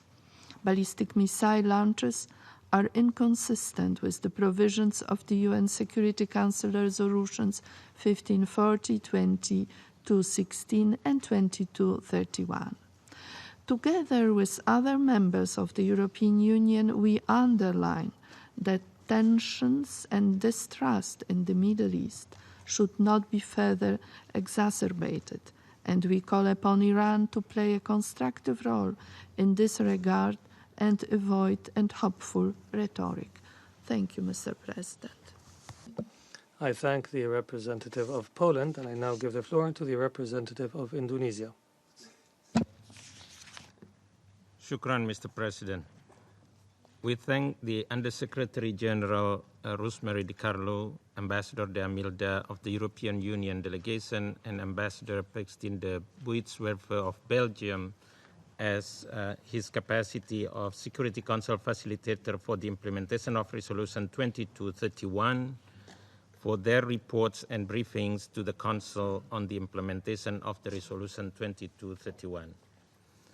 I think everyone would agree that the JCPOA is a historic achievement in multilateralism, or in Secretary General words, a hard-won achievement of successful multilateralism, nuclear non-proliferation, dialogue, and diplomacy. In this regard, we would highlight the following points. First, we continue to support the full implementation of the JCPOA and Resolution 2231 as a whole. We commend Iran's compliance that has been verified by now 15 IAEA reports. We hope that Iran will continue to comply with the JCPOA and cooperate with the IAEA for the performance of its verification mandate. We, of course, deeply concerned and we, of course, deeply regret the withdrawal of the U.S. from the JCPOA, which continues to give difficulties in the JCPOA implementation. On the one hand, we understand this challenge. On the other hand, we are also concerned with Iran's intention to reduce its JCPOA commitment. It is in the interest of all parties to preserve the JCPOA. Therefore, we would like to urge all parties to refrain themselves from actions that can detriment the implementation of JCPOA and Resolution 2231 as a whole. We further urge all JCPOA participants to live up to their commitments to preserve the JCPOA by faithfully implementing their obligations under Resolution 2231. Second, we strongly urge all parties to continue engaging in constructive dialogue to solve differences that arise from interpretation and implementation of the JCPOA and Resolution 2231. Implementing sanctions, in particular unilateral sanctions, is essentially not the way forward, aspired by the international community.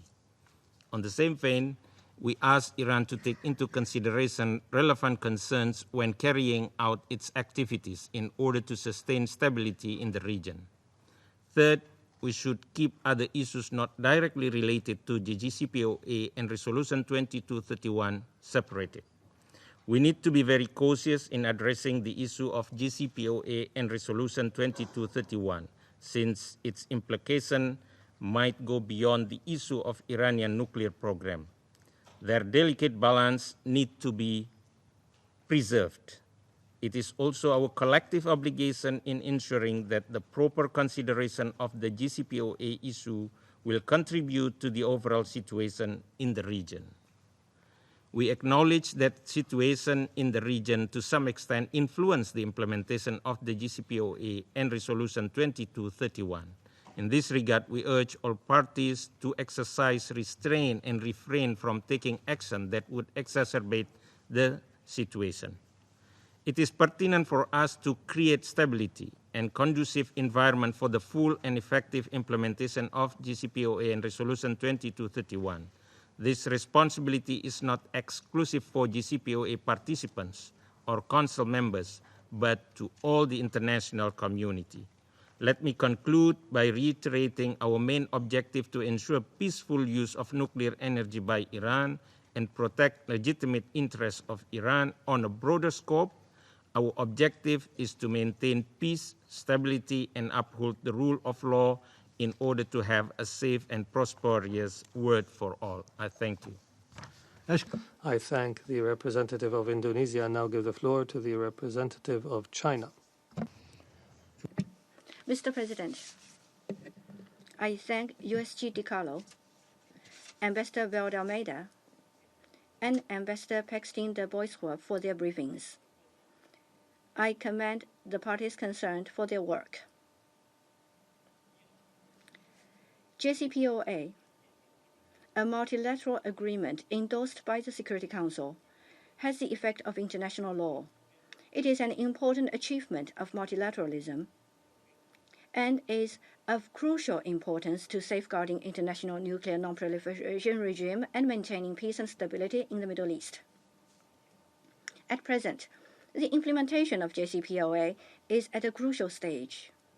The parties concerned must bear in mind the overarching and long-term goal, remain committed to resolutely upholding and implementing Resolution 2231 and JCPOA, and fulfilling their responsibilities and obligations. IAEA has for 15 consecutive times verified Iran's compliance with its nuclear-related commitments under JCPOA. The coordination between the Council and the procurement channel has been going well.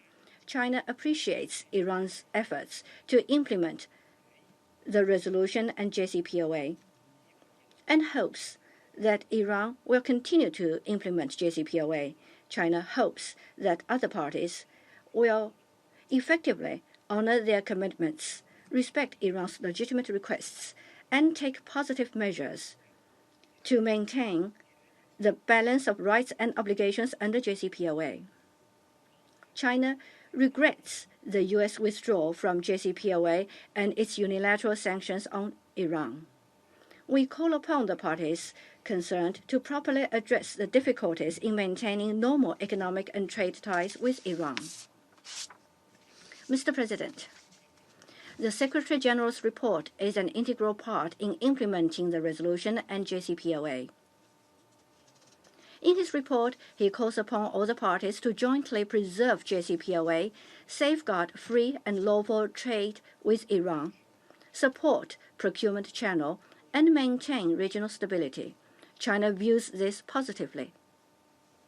That said, China believes that the report should give an objective, balanced, and complete picture of the implementation of the resolution and fully accommodate the legitimate concerns of Iran. The Secretariat should fulfill its functions strictly as mandated. Under the current circumstances, all parties must address with caution Iran's missile and space launch issue and accurately interpret the relevant Council resolution to prevent impact on the larger picture, namely implementation of JCPOA. China has noted that Iran has indicated on many occasions that its missile program is of conventional and self-defense nature. We encourage Iran to conduct dialogue on an equal footing with the parties concerned so as to jointly maintain regional peace and stability. China appreciates the efforts by the facilitator of the implementation mechanism and his team. We have noted the report recently submitted to the Security Council by the Joint Commission on the status of the Procurement Working Group. China will continue its active participation in the Joint Commission and the Procurement Working Group. Mr. President, recently, the situation in the Middle East has been escalating, which is worrisome. China calls upon the parties concerned to stay calm and exercise restraint, resolve disputes through dialogue and consultations, and refrain from any actions that might escalate tensions. Ensuring full and effective implementation of JCPOA is not only a requirement in the Security Council resolution, but also a realistic and effective way to defuse tensions in the Middle East and resolve the Iranian nuclear issue.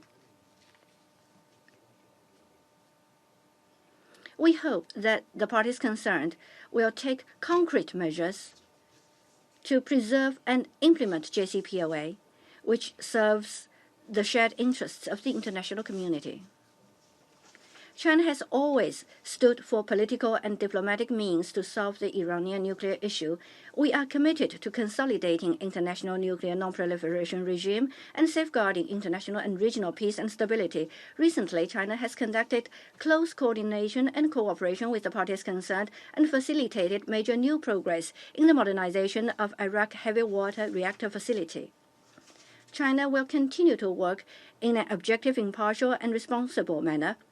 Together with the international community, we will work tirelessly to uphold and implement Resolution 2231 and JCPOA. Thank you, Mr. President. I thank the representative of China and now give the floor to the representative of Equatorial Guinea. Thank you, Mr. President. My delegation warmly thanks Ms. Rosemary DiCarlo, Undersecretary General for Political Affairs, João Vale de Almeida, Ambassador of the European Union to the United Nations, and Mark Pexton de Bootswerve, Ambassador of the Kingdom of Belgium, in his capacity as facilitator for the implementation of Resolution 2231. And I'm grateful to all of them for their comprehensive and detailed briefings that we just heard from them. Mr. President, the Republic of Equatorial Guinea views this seventh report as a balanced and comprehensive report on implementation of Resolution 2231, which was a result of intensive diplomatic efforts culminating in what we now know as the intensive diplomatic efforts by the P5, Germany, and the Islamic Republic of Iran, which culminated in the JCPOA as we now know it. The resolution, unanimously adopted by the Security Council on the 14th of July 2015, is the result of the consistency of the international community, and it is an important achievement under the proliferation regime, and it is still a critical element in the global architecture of multilateral diplomacy. We continue to commend the IAEA on its professionalism and impartiality in its work, and on its work as an autonomous organization tasked with verifying and monitoring full implementation of the JCPOA. We also commend the IAEA on its unstinting support for implementation of the plan and on its provision to the international community of the results of its verification and monitoring of the Islamic Republic of Iran under Resolution 2231. Indeed, the IAEA has once again confirmed to the Security Council in several reports since January 2016 that Iran has been complying with its nuclear-related commitments under the JCPOA. Likewise, it stated that Iran continues to implement the additional protocol to its safeguards agreement, a verification that we also welcome. Furthermore, we continue to observe with concern the impact of the United States withdrawal from the JCPOA since the 8th of May 2018. We also regret its subsequent decisions and the consequences of those decisions. We would still call on the Islamic Republic of Iran to continue to comply with its obligations under the JCPOA. Mr. President, I must point out, however, that the Joint Comprehensive Plan of Action represents only a fraction of Resolution 2231. Several items under Annex B of the resolution covering restrictions on nuclear energy related transfers related to ballistic missiles, and transfers related to weapons to or from Iran, as well as provisions on asset freezes and on travel bans, continue to stoke concerns among some member states. More specifically, alleged violations of the travel bans by persons that have been included on the list pursuant to Resolution 2231. We therefore call on the competent institutions with the appropriate mandate to update that list in the appropriate fora and to look very closely and comprehensively at the data that that may or may not corroborate these concerns, and to report to the Security Council on its discoveries in due course. And we also urge the Islamic Republic of Iran to carefully reflect on the concerns set out in Annex B. Mr. President, the current climate, characterized by a spirit of greater tension and confrontation in the Middle East, and the recent announcement by Iran that at any moment it will breach the enriched uranium limits authorized under the nuclear agreement signed in 2015, is cause for grave concern and alarm for my government. We therefore encourage the regional and international actors to mobilize and support the plan, which is a key tool for international and regional peace and security. Therefore, we call on the government of Iran, through dialogue and diplomacy, to reconsider this stance that it has taken. Finally, and in keeping with the objectives of the ideals of peace and stability and our foreign policy, Equatorial Guinea wishes to reaffirm its commitment to preventive diplomacy, to non-interference, to respect, and to sovereignty, as well as the independence and territorial integrity of states. For this reason, we encourage all stakeholders to continue to work efficiently with the parties to the plan to put their unity first and to create conditions needed to safeguard this plan. Thank you. I thank the representative of Equatorial Guinea, and I now give the floor to the United States. Thank you, Mr. President, and thank you to Undersecretary General DiCarlo, to the Permanent Representative of Belgium, and to the head of the EU delegation for your briefings. The seventh report of the Secretary General reflects the same tone of concern and increasing alarm of many member states over the past several weeks. The report comes as Iran continues to destabilize the Middle East, not only through support to terrorist groups and proxy forces, but now through attacks on commercial shipping. The findings and information presented in the Secretary General's report add to the deeply troubling picture of Iran's behavior. The report details the Secretariat's inspection of arms and related material recovered in Yemen that were clearly manufactured in Iran, including a new type of unmanned aerial vehicle and a new unmanned surface vessel. The inspection negates the repeated excuse that this weaponry was in Yemen's arsenal prior to the adoption of Resolution 2231. It clearly was not. Mr. President, groups supported by Iran still openly talk of the military assistance they continue to receive from Tehran in violation of the UN arms embargo.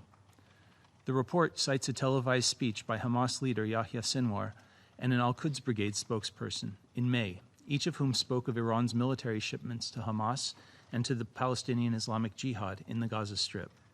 Under the arms embargo in Resolution 2231, all member states must take the necessary measures to prevent arms transfers from Iran unless they are approved by the UN Security Council. Coordinating Iran's military support efforts is IRGC Quds Force Major General Qasem Soleimani, whom the report notes continues to travel freely in the Middle East despite the travel ban provisions of Resolution 2231. This is not the first time the Secretary General has reported to the Security Council on his travel.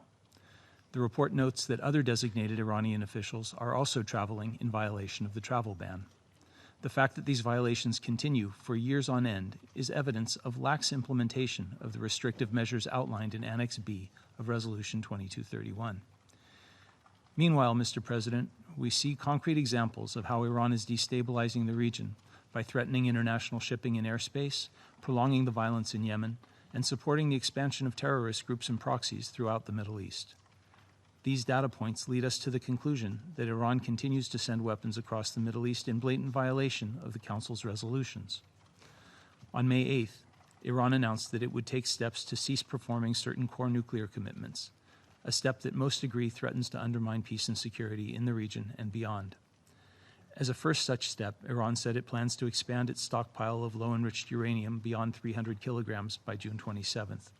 It also said that if its conditions are not met, Iran will also start enriching uranium to higher levels and may return to a nuclear reactor project at Arak that was well suited to producing plutonium. The IAEA has already reported that Iran has installed additional advanced centrifuges and is operating them in numbers that violate its agreed limits on such mechanical testing. Iran is taking these steps even as it refuses to acknowledge that it hid and preserved a secret nuclear weapons archive from the world. Had Israel not removed that archive from Iran, it could have been a source from which Iranian scientists could have drawn should the regime decide to reinitiate its previous nuclear weapons program. Iran's actions are deeply counterproductive and will increase Iran's isolation. Notably, Resolution 2231 provides a mechanism for the Council to address significant non-performance by Iran of its nuclear commitments. Mr. President, Iran's defiance of the Security Council and its reckless behavior threatening peace and security globally must not be downplayed in the name of preserving a deal that doesn't fully cut off Iran's path to a nuclear weapon. Iranian provocations have been relentless, and there are excuses for every provocation, from launches using ballistic missiles technology to procurement of prohibited items to support for the Houthis to flagrant violations of the arms embargo, strain credulity.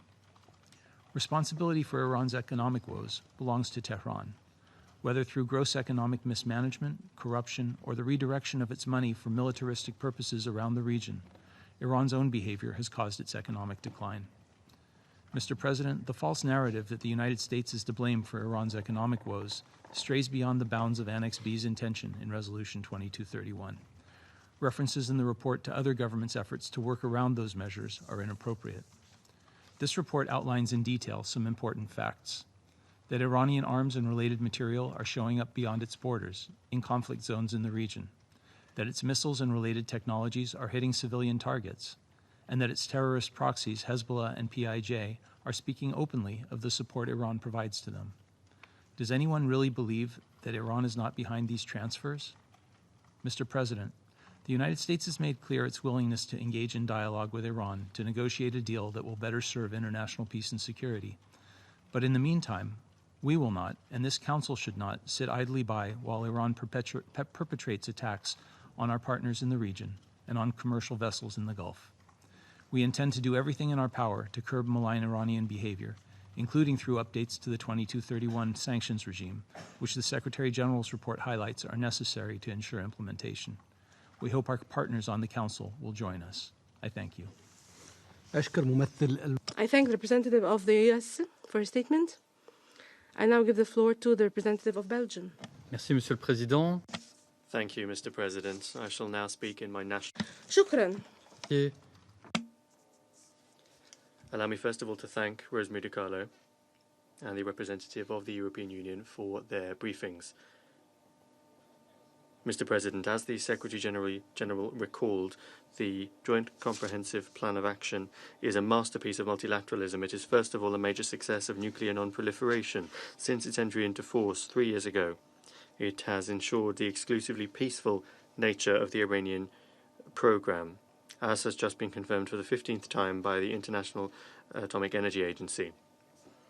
It is also the result of 12 years of intense diplomatic activity based on dialogue and the respect of the parties. The JCPOA is more than a nuclear agreement. It is a confidence-building tool. Mr. President, we share the concerns of our European partners over Iran's activities in the ballistic sphere. We call upon Iran to refrain from these activities, in particular the launching of ballistic missiles, which contradict Resolution 2231. These activities increase distrust and only contribute to the growing tensions in the region. We are concerned by Iran's activities which are contributing to regional instability, including concerning the transfer of missiles and arms to state and non-state actors in the region, notably to the Houthis in Yemen. We call upon Iran to respect all relevant resolutions of the Council and to begin a serious dialogue on its concerns, notably with the other actors in the region. I return now to the nuclear agreement. Belgium regrets, like the Secretary General and the members of this Council, the withdrawal of the United States from the JCPOA. We also regret the reimposition of unilateral American sanctions and the recent lifting of the exemption on the nuclear sphere, which prevents not only Iran but also the other member states of the United Nations, both parties and non-parties to the JCPOA, from implementing their commitments under Resolution 2231, which was agreed by all members of this Council and supported by a large majority of the international community. Belgium is extremely worried by Iranian announcements of non-compliance with some of its commitments. We understand the difficult economic and political position of Iran, but like our European partners, we reject a less-for-less approach and call on Iran to respect Resolution 2231 in its entirety, including the restrictive measures in Annex B. Mr. President, Belgium calls on those involved to show restraint. Dismantling a nuclear agreement that works would not put us in a better position to discuss regional questions or provide an immediate solution to the risks which it already answers. We also call upon them to not underestimate the devastating and counterproductive effects on the entire non-proliferation regime, both the existing one and in the future. Non-proliferation and the settlement of disputes resolves joint negotiated solutions developed collectively in full respect for the United Nations Charter. There is no credible alternative to this approach, which is the very foundation of this Council. There is no credible alternative to the Joint Comprehensive Plan of Action, and our duty is to preserve it. Thank you. I thank the representative of Belgium for his statement. I now give the floor to the representative of the Dominican Republic. Gracias, señor presidente. Thank you, Mr. President. We're grateful to the briefers for the reports we heard from them today and for their hard work in discharging their respective roles. At the outset, we wish to express our support for implementation of the Joint Comprehensive Plan of Action, JCPOA, which is the successful result of multilateralism, diplomacy, and dialogue. It represents a hugely important step forward in the non-proliferation regime. As an expression of our support, we also wish to highlight the laudable monitoring work carried out by the IAEA to verify that nuclear energy is being used solely for peaceful purposes. In this connection, we welcome the commitment and determination demonstrated by the parties to the full and effective implementation of the agreement.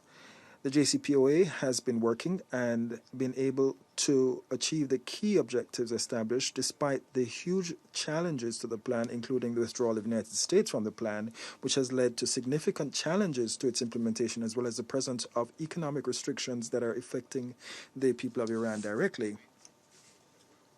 By the same token, we are pleased to note that all the IAEA's reports since the entry into force of the JCPOA have testified to Iran complying with the commitments under the plan, as well as to the additional safeguards protocol, and that Iran is under the most rigorous monitoring and verification regime in the world. However, we view with concern the information provided in the 7th report of the Secretary General and the allegations made by several countries of activities carried out by Iran, which run counter to the provision set out in paragraph 3 of Annex B to Resolution 2231, especially evidence of the launching of ballistic missiles able to deliver nuclear weapons and launching of ballistic missiles to other neighboring countries. Likewise, the activities involving transfer of weapons, unmanned aerial vehicles manufactured by Iran to various countries in conflict in the Middle East. We therefore call on Iran to refrain from adopting measures that can undergrade the agreements and likely to involve it in hostile activities that destabilize the region, and to refrain also from aggressive rhetoric which may lead to mistrust in the signatories to the JCPOA and mistrust in the international community. It should also refrain from actions that transgress the obligations established in Resolution 2231. We wish to express our concern at the statements made by the authorities of Iran to not abide by the limits on their enriched uranium reserves and heavy water reserves, and that they will suspend compliance with these limits and modernize and upgrade their heavy water reactor in Iraq if their demands are not met by other parties to the JCPOA. We regret this situation, and it is our hope that Iran will abide by its commitment that it has shown so far and continue to abide by the agreement and the provisions set out in Resolution 2231, and to do so fully and effectively. Furthermore, we echo the call of the Secretary General on states that use and fully support the procurement channel. His call, that they use and fully support the procurement channel, because this is the key mechanism for building confidence and transparency. We call for a continuation of cooperation that has been shown by members under the agreement so far, and we wish to highlight the laudable role played by the European states in implementing the economic measures that build trade and to efforts to lift the sanctions to provide and deliver economic benefits to the people of Iran. The failure of the JCPOA would lead to harmful effects on international security and the non-proliferation regime, because we must endeavor to preserve it, because this is a shared responsibility of the signatories to the agreement and the rest of member states of the United Nations. Thank you. I thank the representative of the Dominican Republic. I now shall make a statement in my capacity as the representative of Kuwait. At the beginning, I would like to thank Ms. Rosemary DiCarlo, the USG for Political Affairs and Peace Building, for her comprehensive briefing on the biannual Secretary General report on the implementation of Resolution 2231. I thank the representative of Belgium as the facilitator of the implementation of Resolution 2231 and the representative of the EU on behalf of the Joint Commission for their briefings.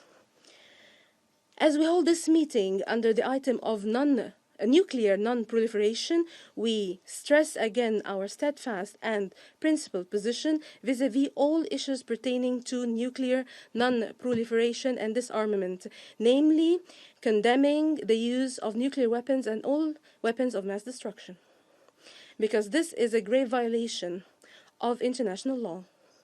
And establishing peace and security and stability in the world would not be possible in light of the existence of these weapons.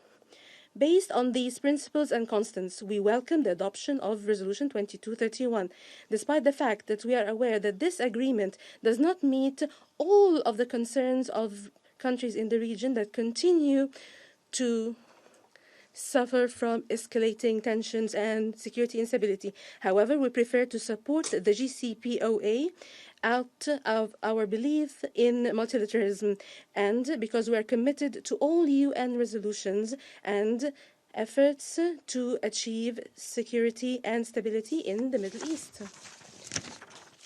The Middle East continues to suffer from unstable security situation and witnesses today tension that threatens lines of maritime navigation and the lines for provision of power. Here we welcome the unified position that we expressed to the media, condemning the attacks against oil tankers as a threat to international peace and security. We have read the Secretary General's report, and we welcome the elements on the continued implementation of Iran of its nuclear program-related commitments, as certified by the IAEA in its 15th report. It is important that Iran would continue to implement all of its commitments in the JCPOA, including the limits on enriched uranium and in accordance with the NPT and the Comprehensive Safeguards Agreement with the IAEA, as well as ratifying the additional protocol which would guarantee its continued status as a non-nuclear weapon state. In accordance with the provisions of Resolution 2231, the Secretary General's report is not only restricted to aspects pertaining to nuclear matters, it follows up on the implementation of controls on ballistic missile technology-related activities and the transfer of conventional weapons. We are concerned about information in the report on the specifications and origin of the ballistic missiles that targeted the Kingdom of Saudi Arabia, as well as the weapons seized in international waters. Despite the fact that the Secretariat was not able to identify the date of the transfer of these missiles and weapons contained in the report, despite this, this is a serious issue that threatens international and regional peace and security. We condemn the repeated targeting of the Kingdom of Saudi Arabia through launching ballistic missiles that undermines its security and jeopardizes the lives of civilians, the most recent of which was the attack against the international Abha airport. We express our full solidarity with the Kingdom of Saudi Arabia and our support to all measures it takes to protect its security and stability. We also recall resolutions by the League of Arab States and demanding that Iran would end anything that undermines the interests and security of countries in the region, and to take steps to build trust with the neighbors, to establish relations based on good neighborliness, mutual respect, and non-interference in internal affairs. The State of Kuwait reaffirms once again the importance of the Security Council continuing to shoulder its responsibilities towards the follow-up of the implementation of Resolution 2231 in a comprehensive manner that would guarantee that Iran and other states would comply with their obligations, not only vis-à-vis nuclear non-proliferation, but other areas contained in the resolution. I now resume my functions as President of the Council. I give the floor to the representative of Iran. Bismillah ar-Rahman ar-Rahim. Mr. President, I thank you for organizing this meeting, which deals with an important issue for the whole international community, namely the Joint Comprehensive Plan of Action, which, according to the UN Secretary General, is a demonstration of successful multilateralism and a major achievement in dialogue and diplomacy. As you are well aware, the JCPOA is founded on two pillars: Iran's nuclear-related commitments and commitments of other participants which should bring about economic benefits to Iran. The IAEA is mandated and is verifying and monitoring the implementation of the nuclear-related commitments by Iran. The IAEA's 15 consecutive reports have confirmed Iran's continued full compliance with its commitments. Therefore, the first pillar is completely fulfilled with the highest possible standards. But what about the second pillar? Has it been realized? This pillar is composed of two complementary commitments: the lifting of sanctions and promoting normal economic and trade relations with Iran. This fact has twice been stipulated explicitly in the JCPOA, where it states, quote, "The JCPOA will produce the comprehensive lifting of all UN Security Council sanctions, as well as multilateral and national sanctions related to Iran's nuclear program, including steps on access in areas of trade, technology, finance, and energy." Likewise, Resolution 2231 has emphasized that JCPOA is conducive to promoting and facilitating the development of normal economic and trade contacts and cooperation with Iran. In addition, the resolution, by underscoring that member states are obligated under Article 25 of the Charter to accept and carry out the Security Council decisions, calls upon all member states to take such actions as may be appropriate to support the implementation of the JCPOA, including by taking actions commensurate with the implementation plan set out in the JCPOA and this resolution, and by refraining from actions that undermine implementation of commitments under the JCPOA. As Security Council sanctions can only be annulled by itself, this body, through Resolution 2231 and acting under Charter's Chapter 7, terminated all of its sanctions against Iran. Regarding multilateral sanctions under the JCPOA, the EU and its member states are committed to adopt an EU regulation terminating all nuclear-related economic and financial EU sanctions. Likewise, on national sanctions, according to the JCPOA, the US is committed to cease the application of the statutory nuclear-related sanctions. Additionally, in accordance with the JCPOA, the EU and its member states and the United States are committed to refrain from any policy specifically intended to directly and adversely affect the normalization of trade and economic relations with Iran, and not to undermine the successful implementation of this JCPOA. Furthermore, the US is committed to make best efforts in good faith to sustain this JCPOA and to prevent interference with the realization of the full benefit by Iran of the sanctions lifting. But what has happened in practice? The US withdrawal from the JCPOA and the imposition of its illegal sanctions rendered the JCPOA with respect to Iran's benefit almost fully ineffective, which is, of course, a clear violation of the US commitments under the JCPOA and a breach of its obligations under Resolution 2231. The US also brazenly continues threatening other states to either violate Resolution 2231 or face punishment. This irresponsible conduct by a Council's permanent member, unprecedented in the history of this body, is a frontal assault on Resolution 2231, violates the UN Charter and international law, and further erodes the trust and confidence in the Council. As a result, the US itself is not fulfilling its obligations under Resolution 2231, is not allowing Iran to implement certain parts of the JCPOA, and is preventing other states from implementing their obligations under the resolution.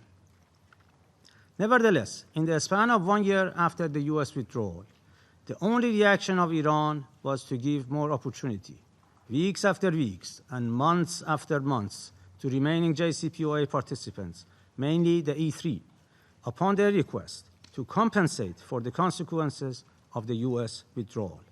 However, Iran's goodwill and maximum restraint, as well as repeated promises of other participants for taking practical solutions, yielded no concrete result. In exercising its strategic patience policy in order to preserve the JCPOA, Iran, however, has paid a heavy price as a result of the U.S. economic war and its so-called maximum pressure policy, including the U.S. attempts to cut Iran's oil exports to zero and disrupting free trade with Iran. In practical terms, the JCPOA has become an agreement which is being respected only by one party. A multilateral agreement cannot be implemented unilaterally.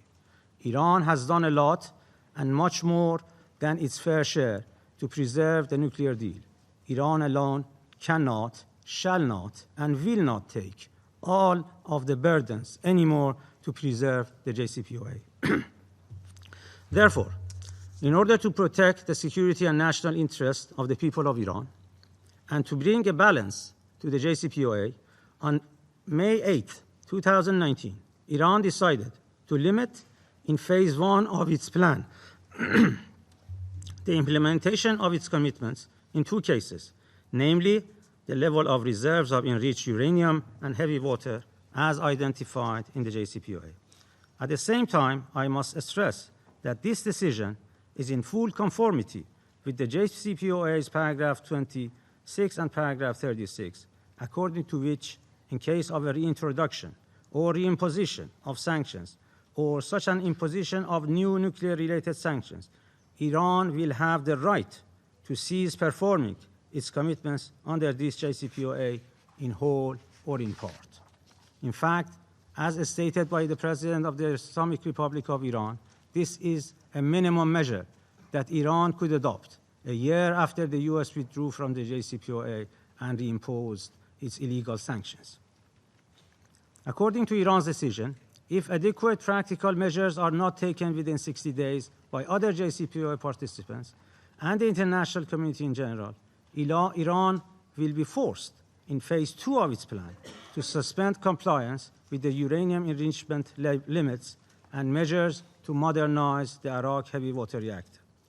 As stated in our Supreme National Security Council statement, the Islamic Republic of Iran entered into negotiations with goodwill, agreed with JCPOA's conclusion with goodwill, implemented its commitment with goodwill, and after the U.S. withdrawal, provided enough time to remaining JCPOA participants with goodwill to shoulder their responsibilities. Now the remaining JCPOA participants, particularly the E3, must either prove their goodwill by taking timely, adequate, serious, and practical steps to preserve the JCPOA, which is now in critical condition, or, along with the U.S., accept the full responsibility for any possible consequences. Mr. President, while Iran is determined to vigorously secure its interests against the economic terrorism of the United States and all of its mischievous plots and plans, the international community should also resist against U.S. bullying and lawlessness if we want our world to be governed by the rule of law, not by the rule of power, and by the force of logic instead of the logic of force. We should not allow fabrications, disinformation, as well as deception by the U.S. to set the agenda here. One example is their disinformation campaign and the hue and cry about Iran's missile program and its relation with Resolution 2231. Iran's missiles are designed to deliver conventional warheads and are not designed to be capable of delivering nuclear weapons, and accordingly are outside of the purview of Resolution 2231. To develop a conventional missile program is an inherent right under international law and is neither prohibited nor limited by Resolution 2231. Living in such a volatile region as the Middle East, the Islamic Republic of Iran will not compromise on its security and its conventional defensive capability as no other country does. American officials claim that sanctions are not intended to hurt the people of Iran. But in practice, it is entirely the opposite. The sanctions are basically designed to harm the general public, particularly the vulnerable people like women, children, elderly, and patients. They harm the poor more than the rich, the ill people more than the healthy ones, infants and children more than adults. In short, those who are most vulnerable suffer the most. For instance, among the patients, those who suffer severe conditions and therefore need scarce and expensive medicine and advanced medical equipment, which in most cases have to be imported, suffer the most. Just one example among thousands is the dire need of a 30-year-old Iranian woman to a certain medicine not available in Iran. In 1987, during the Iran-Iraq War, when she was 7 years old, her neighborhood in an Iranian border city was bombed and she was wounded by the chemical agents provided to Saddam Hussein by some Western states. To breathe normally, she needs a certain medicine that now cannot be imported because all possible ways are blocked by the US despite its claim that such cases are exempt from sanctions. However, in practice, they are not. This is the real meaning of not hurting the Iranian people, a real hypocrisy. The US is weaponizing food and medicine against civilians, which is a clear manifestation of the collective punishment of an entire nation, amounting to a crime against humanity, thus entailing international responsibility. Now let's delve into the American claim of negotiations without preconditions and their demand for us to meet diplomacy with diplomacy. What do they mean by diplomacy and negotiations without preconditions? For them, diplomacy means withdrawal from a deal which was recognized globally as a significant achievement of multilateralism. It means reimposition of sanctions in violation of JCPOA and Resolution 2231. It means punishing other states for implementing that resolution. It means the so-called maximum pressure policy. It means imposing sanctions after sanctions. It means collective punishment of an entire nation. It means waging a true and all-out economic war against an entire nation. It means economic terrorism. It means military adventurism and sending spy drones into Iranian airspace. It means more military buildup in the Persian Gulf. It means designing more plots to divide regional countries and create further tension among them in order to sell more arms to the region, and the list goes on and on. We are in a nation that, as testified by our history, resists aggression, intimidation, and coercion. Conversely, we very well respond to civilized behavior, respect, and honesty. True trust is the main prerequisite and the minimum requirement of entering into a meaningful dialogue. This can only be represented in deeds, not deceptive and sugar-coated words. As long as illegal sanctions are in place, one cannot be expected to trust the offer of an honest and genuine dialogue. Finally, our observations of Secretary General's report are contained in a letter that I have sent to Your Excellency yesterday, which covers our views on issues that I didn't address in my remarks today. Last but not least, today the US representative repeated again a few baseless allegations against Iran.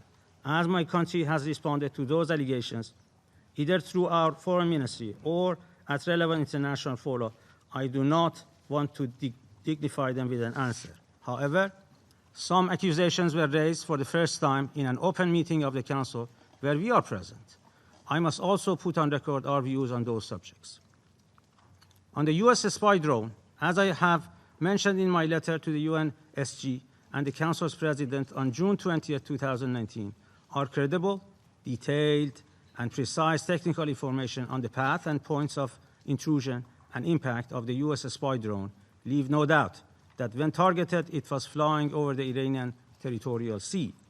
We have maps here clearly indicating that the drone has entered 4 miles deep into our airspace. On 21 June 2019, the debris of the targeted drone retrieved from Iran's territorial sea and displayed to the media. In this regard, Iran acted in self-defense in accordance with Article 51 of the UN Charter and in full conformity with international law.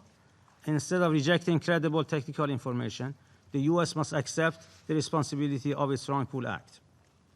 On oil tanker incidents, we have already rejected the U.S. baseless claim. This is part and parcel of the U.S. Iranophobic campaign by resorting to deception, fabrications, and disinformation. Their claim in this regard has not been even supported by some of their closest allies. Today, one of the regional countries distanced itself from the U.S. claims and officially stated that honestly, we cannot point the blame at any country because we do not have evidence. Neither fabrications nor blaming others can change the realities. The U.S. must stop military adventurism and false flag operations in the broader Persian Gulf region. I thank you, Mr. President. I thank the representative of the Islamic Republic of Iran for his statement. There are no more names inscribed on the list of speakers. The meeting is adjourned.